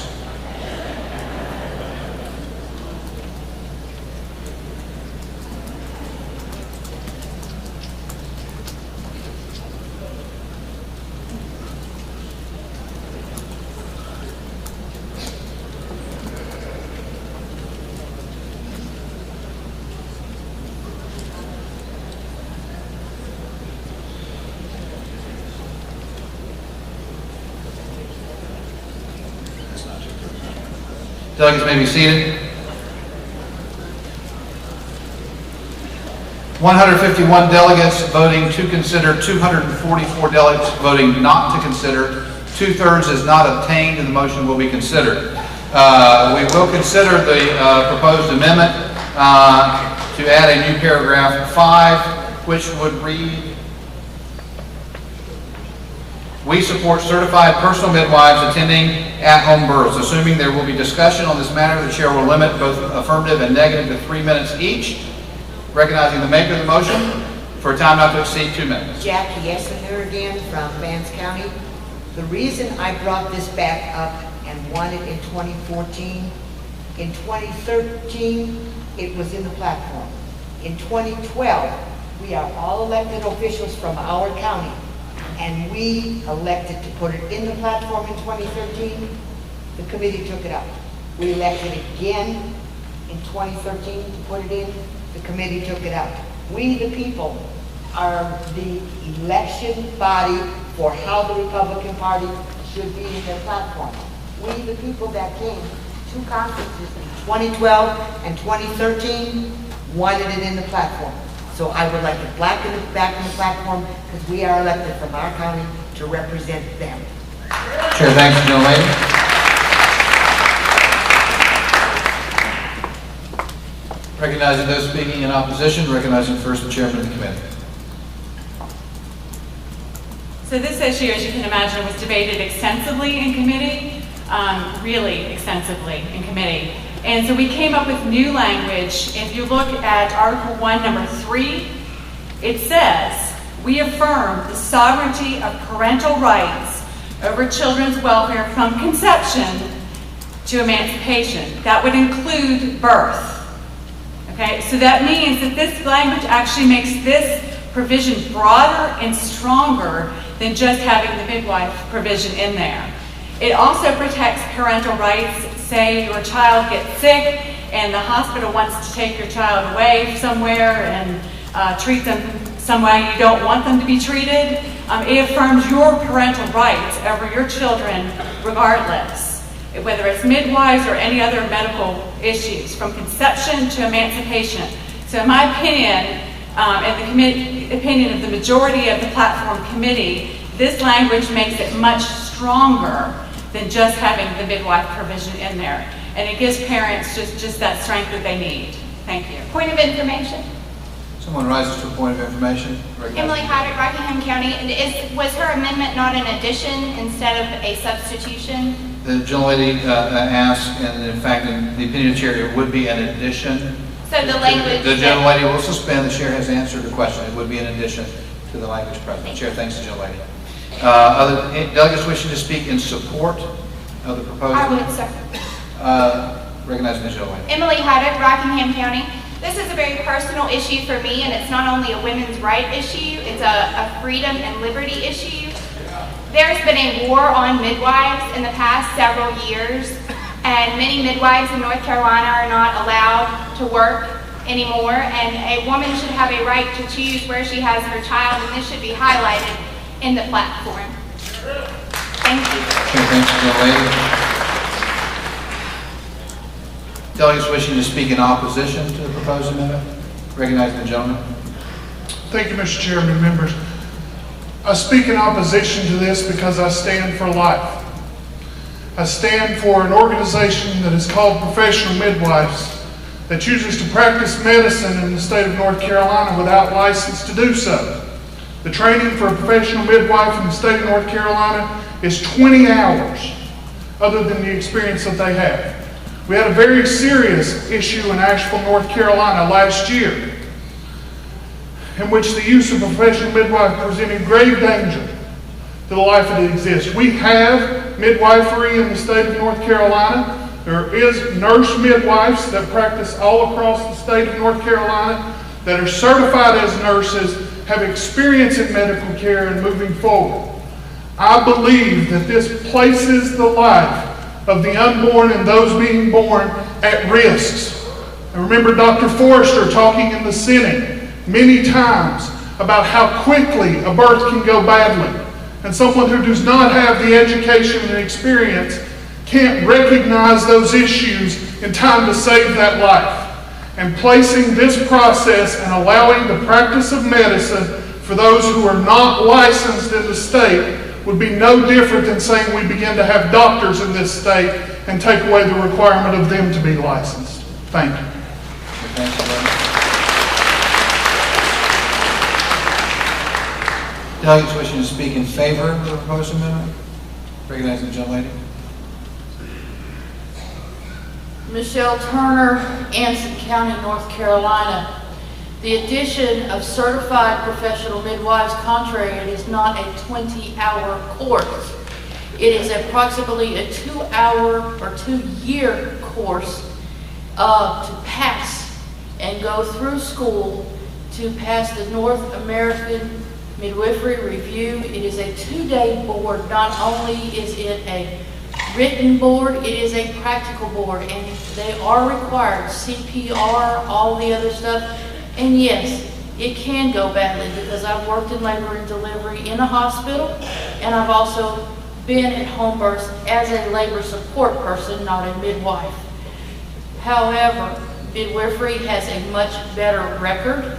It decreases cesarean rates, and we have many counties who do not have a practicing OB/GYN, including Anson County. Our women have to go out of county to get midwifery or pre-birth, and a good midwife, yes, we have some bad ones, just like we have good and bad doctors, do not practice medicine. We know when to refer and transport if that need arises. We do not practice medicine, we practice midwifery, which means with woman. I have a right, the law states I have a right to terminate my child if I want to. The state, I should still have the same right to birth my children with whom and wherever I choose, as long as I am willing to make an informed decision on my caregiver. And that's my...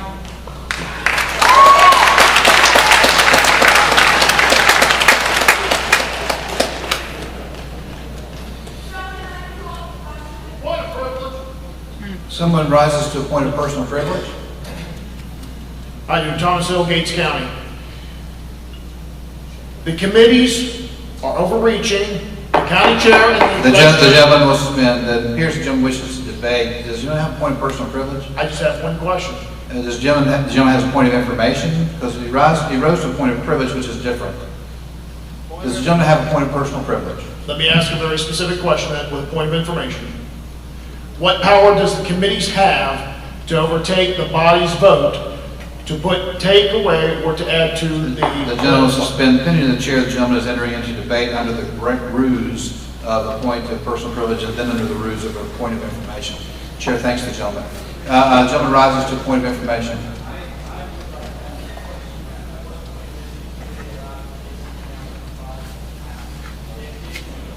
And once again, the chair would clarify what appears to remain as a confusion. The committee is proposing a platform. They're not proposing amendments to an existing platform. They're proposing a platform. They have written a platform for the consideration of this convention. So in the opinion of the chair, the committee has not undone anything. The committee has put together a document. Portions of that document reflect past documents, portions do not. But they're not proposing amendments and they haven't changed anything. They're proposing a platform for this convention to consider. This convention is considering it. And if the convention doesn't like what's been proposed by the committee, the convention has the authority to amend the proposal. But it is not any indication of overreach of the committee to propose a document for consideration. Chair thanks the gentleman for his point of information. And not without obtaining the floor. To what purpose does the gentleman rise? Proponent C to the amendment. The gentleman wishes to speak in favor. Chair, in favor of the amendment. The gentleman will suspend for just one moment. Mr. Chairman. When the opinion chair, there's about 20 seconds left in the affirmative. The gentleman may have them. Midwifery is way down the road with its professionalism and art form as such. Coordinations are put together when going into a occasion of birthing a child, and or in a remote area, it might even be twins, triplets, what have you. So the professionalism is very much in place and down the road. Thank you, Chair. Thanks, gentlemen. Time has expired in the affirmative. There, in the opinion of the chair, there appear to be about 25 seconds remaining in the negative. Anyone wish to speak up in opposition for 25 seconds? Recognizing the gentlelady. Marilyn Avila, Wake County. This issue was before a special subcommittee in this legislature this year. The issue is basically not whether or not certified nurses, midwives are qualified. It's whether or not they are, it's necessary for them to have doctor supervision. The questions are very complicated in terms of their education, in terms of what's available. Time has expired. Please vote no. Chair thanks the gentlelady. Time has expired. We will now move into a vote on the proposed amendment to add a new paragraph to Article 1, Family. The new paragraph would read, "We support certified professional midwives attending home births." All those in favor of adding this paragraph, please signify by saying aye. Aye. Those opposed, no. No. All delegates, please immediately obtain their seats.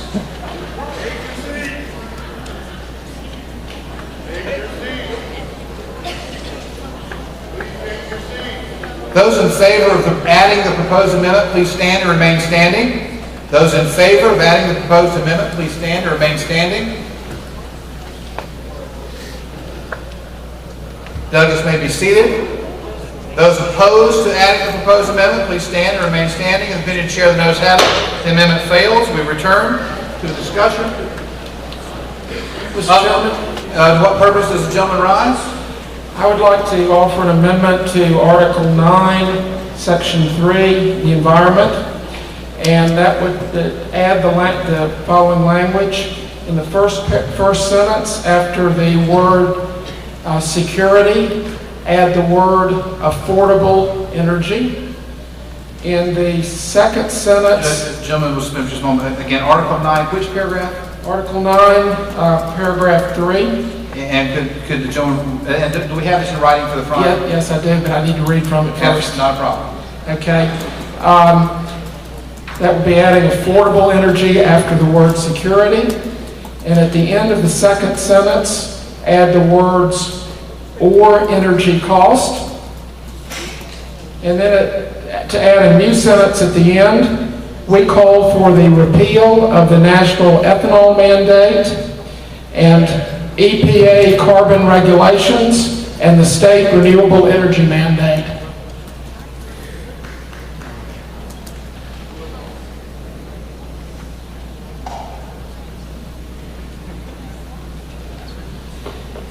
The motion is proposing an amendment to Article 9, the environment, paragraph 3, and once again, if the delegates will follow along, in the first sentence, the amendment would do the following. It would say, we support energy security, affordable energy, and energy independence, inserting the words affordable energy.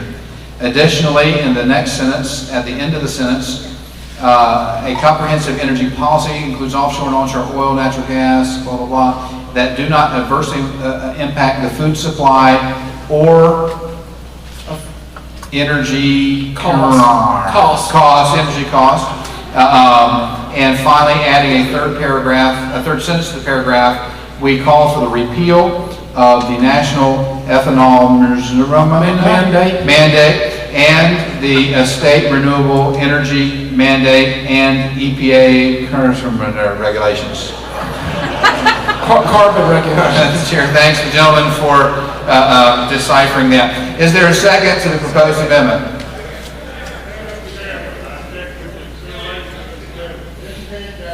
It is moved and seconded. Recognizing the gentleman.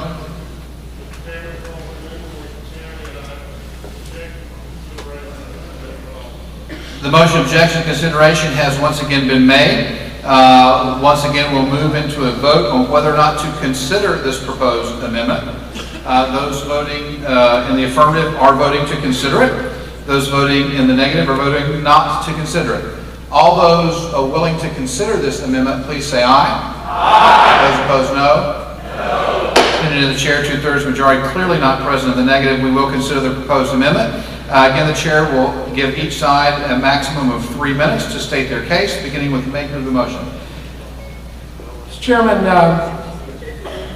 in the next election, energy affordability is going to be a key for the Republican Party.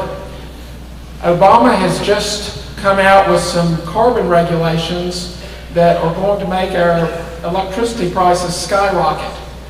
That's part of the Obama and Democrat war on the middle class, because the middle class is not going to be able to afford our electricity. And what I'm doing is simply adding the affordability issue to our platform, because that's going to be a key one for our candidates. And I've also mentioned some very specific issues. The ethanol mandate is not accomplishing anything except driving up the cost of gasoline and also driving up the cost of food. The renewable energy mandate for the state, based on a lot of the studies that have been done, drives up our energy costs. And certainly if you look at European countries that have gone to bring in a lot of this renewable energy, like Germany, In the UK, their energy costs have gone up tremendously as a result. In fact, Germany is now moving away from that. Spain is moving away from that because of the cost of energy. And of course, I've added the EPA regulations too, which is going to be a key campaign issue, I think, in the upcoming election. It already is, with both wings of the Republican Party in these EPA regulations. So I think it's important that we be on record up front on the affordability energy issue. Chair thanks the gentleman. Recognizing delegates wishing to speak in opposition to the proposed amendment. Delegates wishing to speak in opposition. Recognizing the gentleman. Michael Lyons, Macon County. Point of information, if I may lead off. What was the second change in the amendment?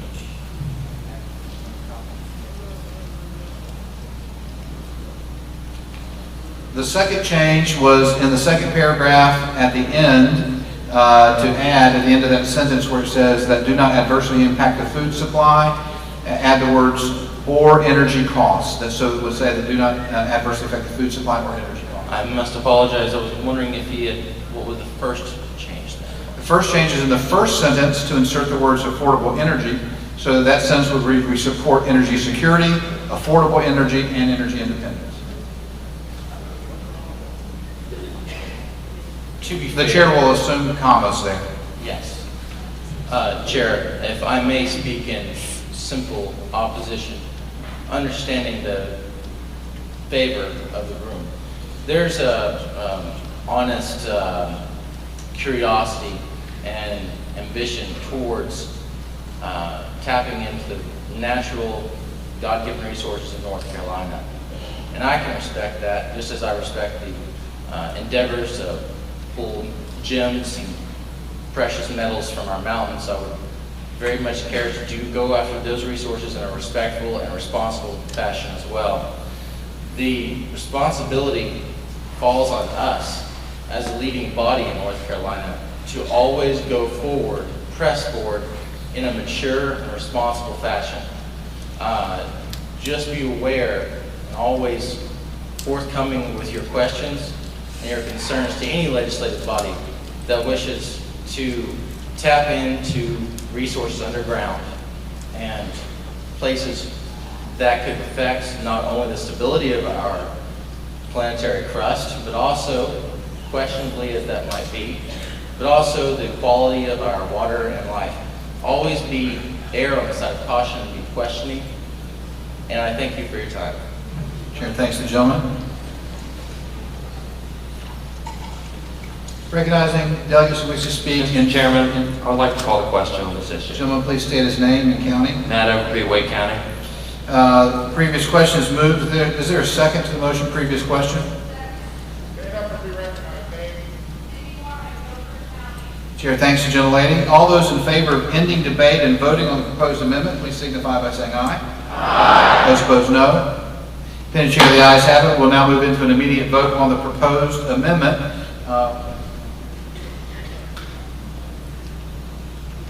Which would alter Article 9, the environment, paragraph 3, so that it would read as follows.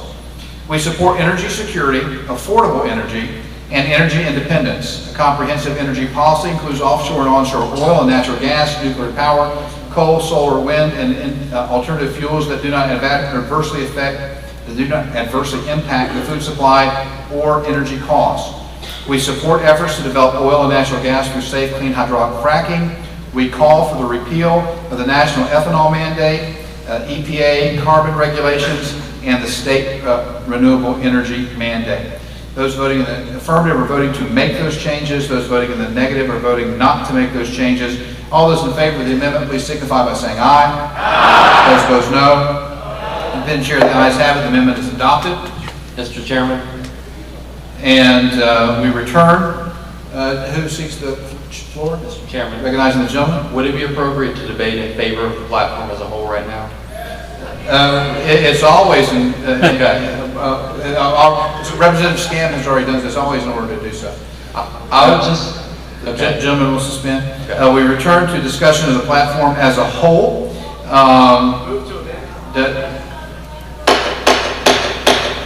Previous questions of motion requiring a delegate to obtain the floor, simply yelling out in the room a question is not acceptable. And the same with yelling out anything without first obtaining the floor is not an acceptable parliamentary practice. So recognizing the gentleman. Mr. Chairman. Gentleman, please state his name and county of residence. Matt Overby, Wake County.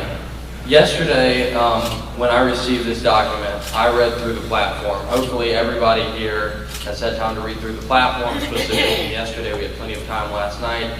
As I was reading through it, I'm just like everyone else here. I am very opinionated. I think everybody in this room is very opinionated. As I was reading through it, I thought of probably, a half dozen changes. That would be great. And I thought, well, tomorrow I might make an additional sentence here or add something great. I didn't really disagree with anything, at least not majorly, but I thought, there are some good changes here or there. And then I stopped and thought about it after the end of yesterday's session, in which we only got through one of the articles of changes to the plan of organization. And I realized, people are always complaining that we don't get time to accomplish the business of the convention. And they say that they don't get to consider it because it gets kicked to the executive committee. The reason it gets kicked to the executive committee in large part is because people come up to make changes that are not necessary. There are good changes that could be made to this document, but they do not need to be made to this document. This is a good document that represents the broad view, represents the 3 pillars of conservatism that Reagan talked about. It's a strong focus on each. I'm happy with this document. I did not call the question at this time in case there's someone in line with a huge major issue with this platform that they feel they needed to address. But please, if it's not something that is a fundamental change. Okay, thank you. The gentleman's time has expired. The chair thanks the gentleman. Further delegates seeking the floor at this time. Opposition. There's no opposition to the platform because there is no opposition. Mr. Chair. So, recognizing the gentleman. Tom Heitman, New Hanover County. We are here, as he was speaking, to do our business. We're trying to do that now. To say, well, hey, look. The gentleman was suspended. It appears that the gentleman wishes to debate the previous gentleman's comments as opposed to debate the platform. Yes. The question before the convention is on the platform. Does the gentleman wish to debate the platform? Yes. The gentleman has the floor. All right. The platform and the economy section does not cover currency, and I would like to talk about our currency that we have, the fact that it's fiat, and I would like to add an amendment to the current platform that they've suggested. The gentleman will suspend. The gentleman wishes to propose an amendment. Yes, is sir. that correct? Again, the chair will remind the convention that delegates may obtain the floor to debate or to make amendments, or to debate or to make motions, but not both. So if the delegate wishes to make a motion of some sort, to offer an amendment, to ask a question, to move the previous question, that's what they need to do as soon as they obtain the floor. Please do not begin debate and then attempt to make a motion. Chair will recognize the gentleman for the purpose of this motion. Thank you, sir. Aaron Littlefield, Jackson County. Move to amend Article 5, number 4. In what fashion? I believe it should read, government should not discourage honest, productive work. While we oppose gambling, we affirm the rights of the individual.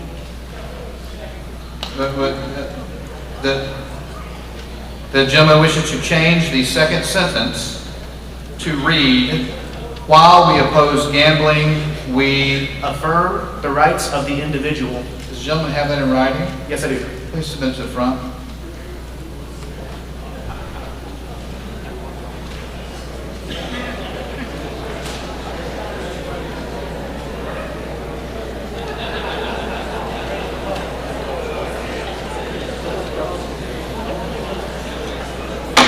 Convention will be in order. The gentleman will suspend. The proposed amendment is to change the second sentence of Article 5, Section 4 to read, while we oppose gambling, we affirm the rights of the individual. Is there a second? There is a second, and the gentleman state his name and county of So there is a motion, objection to consideration. I did. Chair received a second from here.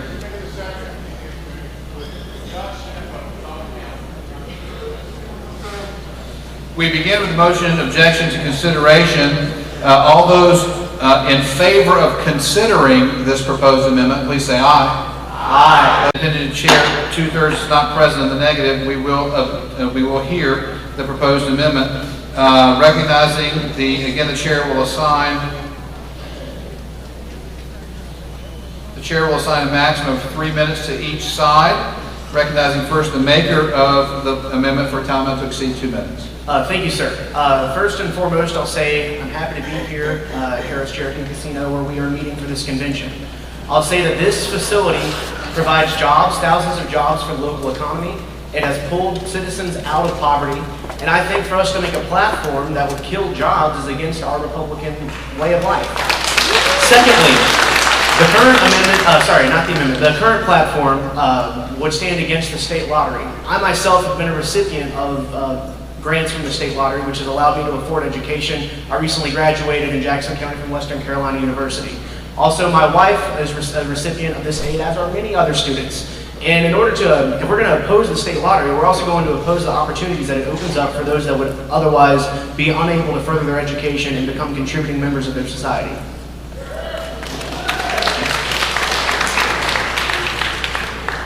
And if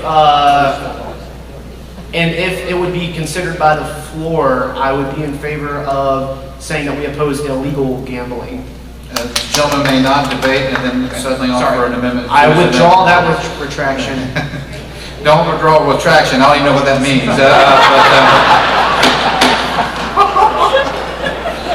I'm not certified in that level. Mr. Chairman. This time the chair would recognize anyone wishing to speak in opposition. Mr. Chairman. Recognize the gentleman to the chair's right. Hi, Patrick Mills, Mecklenburg County.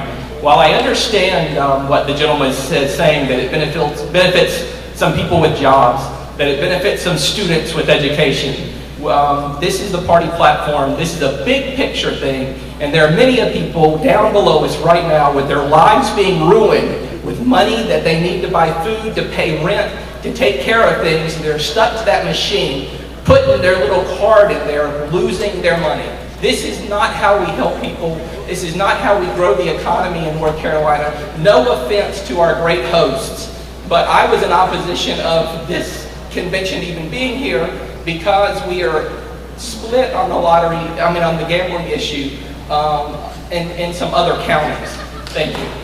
Sure, thanks, gentlemen. Recognizing speakers who wish to speak in favor. Mr. Chairman. Mr. Chairman. Recognizing the gentleman. Donald Triplett, Swain County. I am 19 years old, and I'm proud to be attending my 3rd Republican convention at Harris Cherokee Casino. As many of you have seen the signs, I'm not allowed to take the escalator down to the 1st floor. Actually, I was following a good friend of mine earlier. He was leading me somewhere, and he went down the escalator before I could get a chance to say, hey, wait, no, I'm not allowed to do that. So I'm not allowed to gamble anywhere, pretty much, in the country. However, having said that, I'm not against gambling, and I affirm the rights of individual people to gamble if they want to. It's not mine, it's not up to me, it's not anybody else. It's up to the person who has money to gamble, and with that, I'd like to say I'm in favor of the gamble. Sure, thanks, gentlemen. Mr. Chairman. To what purpose does this gentleman rise? Call the question. The gentleman will suspend for just a moment. Gentleman will state his name and county, please. Matt Overby, Wake County. I call the question. Is there a second to the motion, previous question? Second. Someone from the back? Chair, thanks the gentlelady. Previous question is moved and seconded. All those in favor of ending debate on this proposed amendment, again, those in favor of ending debate, please signify by saying aye. Aye. Those opposed, no. Chair, the ayes have it. We'll now move into a vote on the proposed amendment, which is to change Article 5, State Government, Paragraph 4, the second sentence, to strike the existing sentence and replace with, while we oppose gambling, comma, we affirm the rights of the individual, period. All those in favor of the proposed amendment, please signify by saying aye. Aye. Those opposed, no. Pen and chair, the ayes have it. The amendment is adopted. Mr. Chairman. Mr. Chairman. Mr. Chairman. To what purpose does the gentleman rise? To make a motion for previous question on the platform as a whole. Recognizing the gentleman. Gentleman, please state his name. Phil Strackway County. I move the previous question on the platform. The previous question is moved on platform. Is there a second to the motion previous question? Second. This gentleman here. I can't read that far, sir. Chair, thanks, the gentleman. Previous question is moved and seconded. We'll now take a vote on whether or not to end debate on the whole platform and vote on the platform as a whole as amended. All those in favor of ending debate on the platform and voting on the platform, please signify by saying aye. Aye. Those opposed, no. Pen and chair, the ayes have it. Previous question is ordered. We now move into an immediate vote on the platform as amended this afternoon. Those voting in the affirmative are voting to adopt the platform as amended. Those voting in the negative, obviously, are voting not to adopt the platform as amended. All those in favor of the platform as amended, please signify by saying aye. Aye. Those opposed, no. No. And pen and chair, the ayes have it. The platform is adopted. The chair thanks the committee for its work.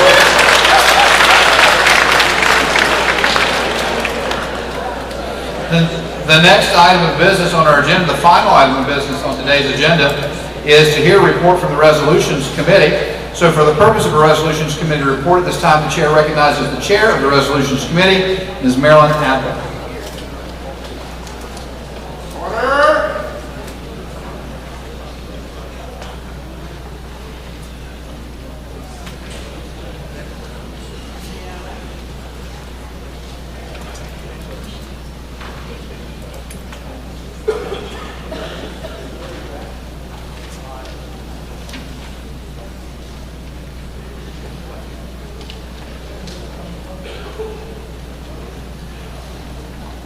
Thank you, Mr. Chairman, members of the convention.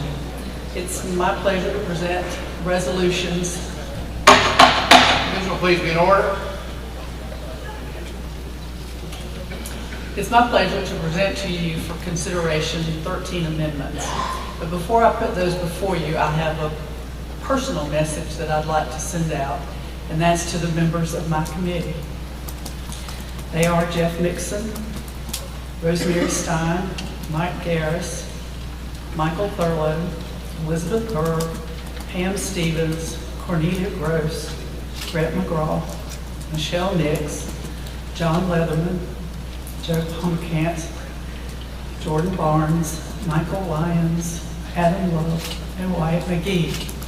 And the reason it's difficult for me to make this message is because shortly after we began consideration for resolutions, my brother died unexpectedly, and I spent a good bit of my time traveling out of the state to take care of the business that was necessary. But the committee stepped forward, and I've heard personally and through the grapevine that there was a great bit of spirited discussion as they arrived at the resolutions that you have before you today. And I just felt for my sake, I wanted them to be recognized as the very supportive and wonderful people that they are for bringing before you what I think are some good resolutions for your consideration today. And Mr. Chairman,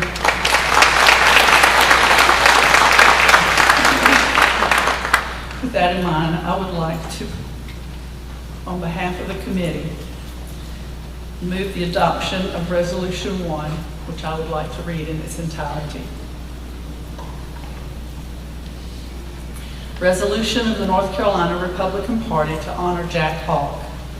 Whereas Jack Hawk was the longest-serving North Carolina State Republican Party chairman from 1987 to 1995, and whereas Jack Hawk helped elect every Republican governor since Reconstruction and assisted several that tried, and whereas Jack Hawk spent his entire life making a positive difference and touching the lives of others through coaching and mentoring, And whereas Chairman Jack Hawk transformed the party with an encyclopedic knowledge of state politics and political acumen, and whereas Jack Hawk was a true political genius, changing the face of North Carolina politics, and whereas Jack Hawk never forgot an injured teammate and took great pains to help them, and whereas Jack Hawk never let past intra-party battles keep him from moments in advancing the Republican banner, and whereas Jack Hawk was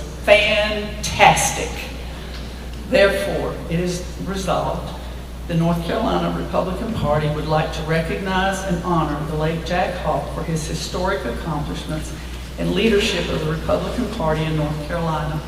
A copy of this resolution will be presented to the Hawk family at a suitable occasion. The motion comes from committee, therefore no second is required. The motion is on the adoption of the resolution. Are you ready for the question? Hearing no one attempting the floor, we will move into a vote. All those in favor of resolution number 1, a resolution to honor Jack Hawk, please signify by saying aye. Aye. Those opposed, no. Then chair, the ayes have it. The resolution is adopted. Recognizing the chairman of the Resolutions Committee for further Resolutions Committee report. Thank you, Mr. Chairman. On behalf of the committee, I move the adoption of resolution number 10, which I would like to read in its entirety. Resolution in memory of Robin Spence. Whereas Ms. Robin Lau Spence was born in North Augusta, South Carolina on June 15, 1967, and was raised in Charlotte, North Carolina. Robin graduated Mecklenburg High School in 1984 and attended Central Piedmont Community College and Isothermal Community College in Spindle, North Carolina. And whereas Robin began work at Mecklenburg County Clerk of Court's office from 1990 to 1993 and moved to Rutherfordton, North Carolina to begin work at Rutherford County Clerk of Court from 1983 to 2002. Robin also worked for Rutherford County Sheriff's Office from 2002 to 2006, the Peter Lane Law Office from 2002 to 2004, and the Rutherford County Department of Social Services from 2004 and 2008. And whereas Robin was an active member of the Rutherford County Republican Party and member of Big Springs Baptist Church in Ellenboro, North Carolina, in 2008, with the support of many friends and her family, Robin ran for Rutherford County Clerk of Court and won, being the first Republican woman Clerk of Court in the county. And whereas Robin passed away suddenly on February 16, 2014 at the age of 46, survived by her daughters, Savannah Spence of Rutherfordton and Britt Neighbors of Charlotte, her sister, Nikki Floyd of Lincolnton, her brother, Brett Lau of Monroe, and her fiancé, Chad Murray. And we therefore resolve Robin will always be remembered by her hard work and dedication she provided to Rutherford County as their clerk of court and by the Rutherford County Republican Party. I move for the adoption. Once again, the motion comes from a committee, so no second is required. The motion is on the adoption of the resolution. Are you ready for the question? Seeing no delegates, to what purpose does the gentleman rise? Gentleman, please state his name and county and speak more loudly.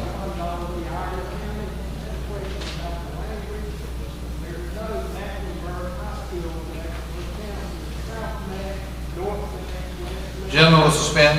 Without objection, the chair will order that upon ascertainment of the name of the high school it be inserted. Is there objection? Hearing none, that is so ordered. Further discussion on the proposed resolution? Seeing none, we'll take a vote. All those in favor of a resolution in memory of Robin Spence, please signify by saying aye. Aye. Those opposed, no. Pen chair, the ayes have it. The resolution is adopted, and the chair will charge the Resolutions Committee with finding out which Mecklenburg High School that was. Recognizing the chair of the committee for further Resolutions Committee report. Mr. Chairman, at this time, on behalf of the committee, I move that we group a number of resolutions which were decided on unanimously by our committee, and those resolutions are number 3, number 4, number 5, number 6, number 7, number 11, and number 12.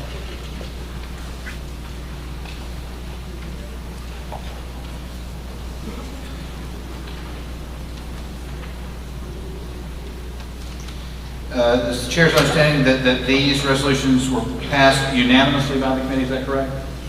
The committee is asking to consider a group of resolutions as a whole. The purpose being, the chair assumes, not only to save time, but also because they were not controversial to the committee, correct? For the sake of time, the chair will read the title of the resolution and the resolved clauses of the affected resolutions. Well, first, the chair will entertain that first as unanimous consent request. Is there objection to grouping them in this fashion? Omitted from the grouping 8, 9, and 10. So is there objection to grouping those delineated? Hearing none, we will group them. The chair will read the 8, 9, and 13 were omitted. 8, 9, 13. So again, so the question then is on the adoption of the following resolutions in toto. Resolution number 3, a resolution affirming the Second Amendment and the rights of we the people. The resolved clauses reading as follows. Presumably, we're going to begin with the North Carolina GOP takes particular notice of the social entrapment that the federal government has been engaging in for many years in order to disarm Americans of their rights to govern themselves, to express their religious beliefs, and to defend themselves. This social entrapment belies the origins of such atrocities, which are rooted in the rejection of God in the public square as well as public schools, the destruction of family unit, and the rejection of morality as the backbone of our nation and her people. Such morality must lead inevitably to the protection of life of the unborn, as well as the living, by recognizing the first principle of natural law is peace through self-preservation when absolutely necessary. Such infringements by others should never be used to justify legislative attempts to curtail the rights of people. Therefore, be it resolved that the North Carolina GOP rejects further restrictive firearms laws that only serve to limit law-abiding citizens in the exercise of their constitutionally guaranteed rights, while having no effect on the activities of the criminal element in our society, and fully supports a full and expansive interpretation of the Second Amendment, that the right to protect oneself is a natural right and not one that is defined or limited by the federal government, which includes concealed carry weapons. Be it further resolved that the NCGOP takes the position that all federal acts, laws, executive orders, agency orders, and rules or regulations of all kinds with purpose, intent, or effect of confiscating any firearm, banning any firearm, limiting the size of a magazine of any firearm. You had to pick one of like 12 resolve clauses in. Of any firearm, imposing any limit on the ammunition that may be purchased for any firearm, taxing any firearm or ammunition thereof, or requiring the registration of any firearm or ammunition thereof, infringes upon the North Carolina's right to bear arms in direct violation of the Second Amendment to the Constitution of the United States, and therefore any such law is not made in pursuance of the Constitution, is not authorized by the Constitution, and thus is not the supreme law of the land, and consequently is invalid in the state of North Carolina, and shall be further considered null and void. Be it further resolved that the North Carolina Republican Party chairman and Central Committee shall, upon adoption of this resolution, disseminate copies of said resolution to the North Carolina Congressional Delegation, the North Carolina House and Senate Republican caucuses, and anticipate compliance, cooperation, and enforcement of said resolution to the best of their abilities. Also, resolution number 4, resolution of the North Carolina Republican Party denouncing the National Security Agency's unconstitutional surveillance program and confiscation of personal correspondence. The resolved clauses reading. Therefore, be it resolved, the North Carolina GOP acknowledges that American citizens whom the government has pledged to protect from terrorist activities now find themselves the victims of the very weapons designed to uproot their enemies, and be it further resolved, the NCGOP encourages Republican lawmakers to enact legislation to amend Section 215 of the USA Patriot Act, the State Secrets Privilege, SSP, which is a common a law privilege originating in England that, of course, was embraced by the Supreme Court in 1953, that allows the head of an executive department to refuse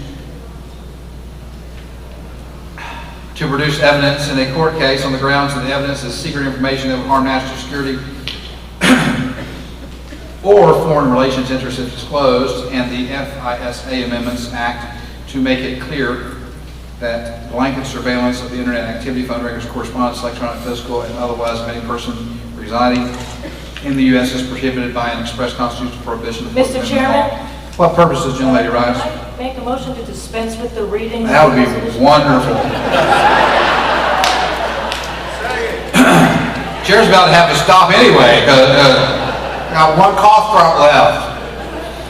Without objection, the chair will dispense with the reading the resolution. Is there objection to dispense with the reading? Seeing not, we'll order that. The resolutions have been available online for 30 days and in Pat Douglas packets since the beginning of the convention. We are, the question then is on the adoption of resolutions 3, 4, 5. Mr. Chairman, Gentlelady will suspend 6, 7, 11, and 12. That is the motion before the convention. To what purpose does the gentlelady rise? Mr. Chairman. Recognize the gentleman. Charles Newman, Lincoln County. I suggest the absence of a quorum.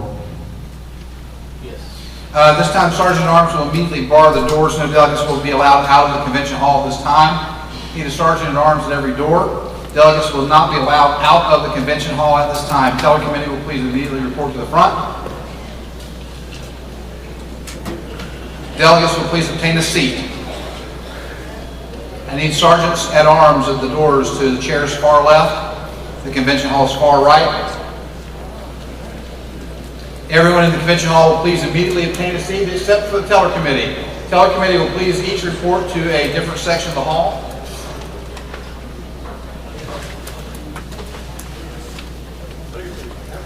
Who's counting? Is AJ counting that section? You're counting? Delegates will please immediately obtain a seat. There should be no one standing and no one walking other than the teller committee. Delegates, please obtain a seat. No one walking, no one standing. Other than the teller committee, please count each section of the hall and report to the front.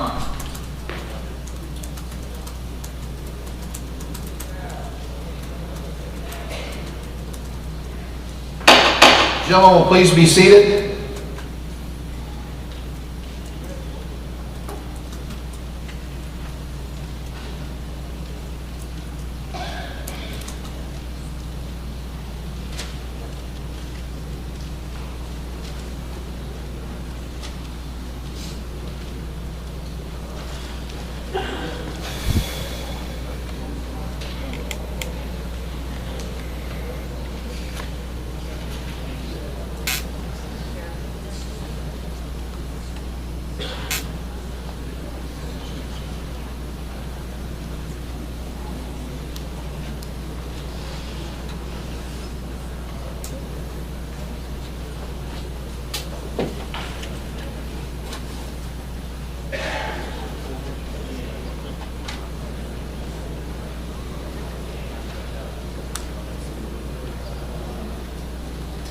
Is Todd Poole in the convention hall? Todd Poole, please report at the front if you're here.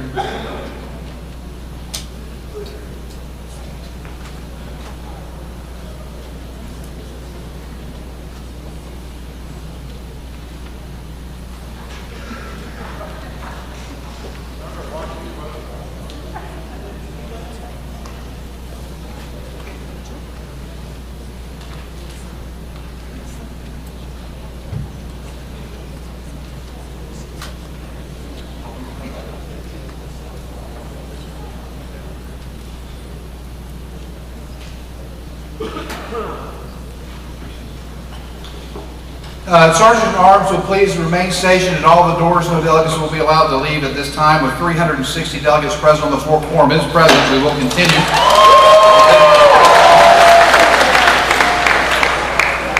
The chair thanks. Is that 316? Okay. Take back all those chairs. The chair heard 360. The number is in fact 316 with 316 delegates present in the convention hall. Quorum is not present and business will not continue. Before anyone moves, however, we do have a couple of announcements to make. All remaining business will be forwarded to the Executive Committee for consideration tomorrow morning. Tomorrow morning, the Executive Committee meets at 11:30 a.m. in the ballroom. Where's the ballroom? Where's that? Okay, in the same room where the lunches and dinners and receptions have been, the ballroom there, the meeting room where the dinners and lunches and so forth have been. Do we have any further announcements before we adjourn for the day? Yes. Motion to suspend the rules until the matter at hand is finished, and then Without a quorum present, no motion is in order at this time. The chair thanks the gentleman for his effort.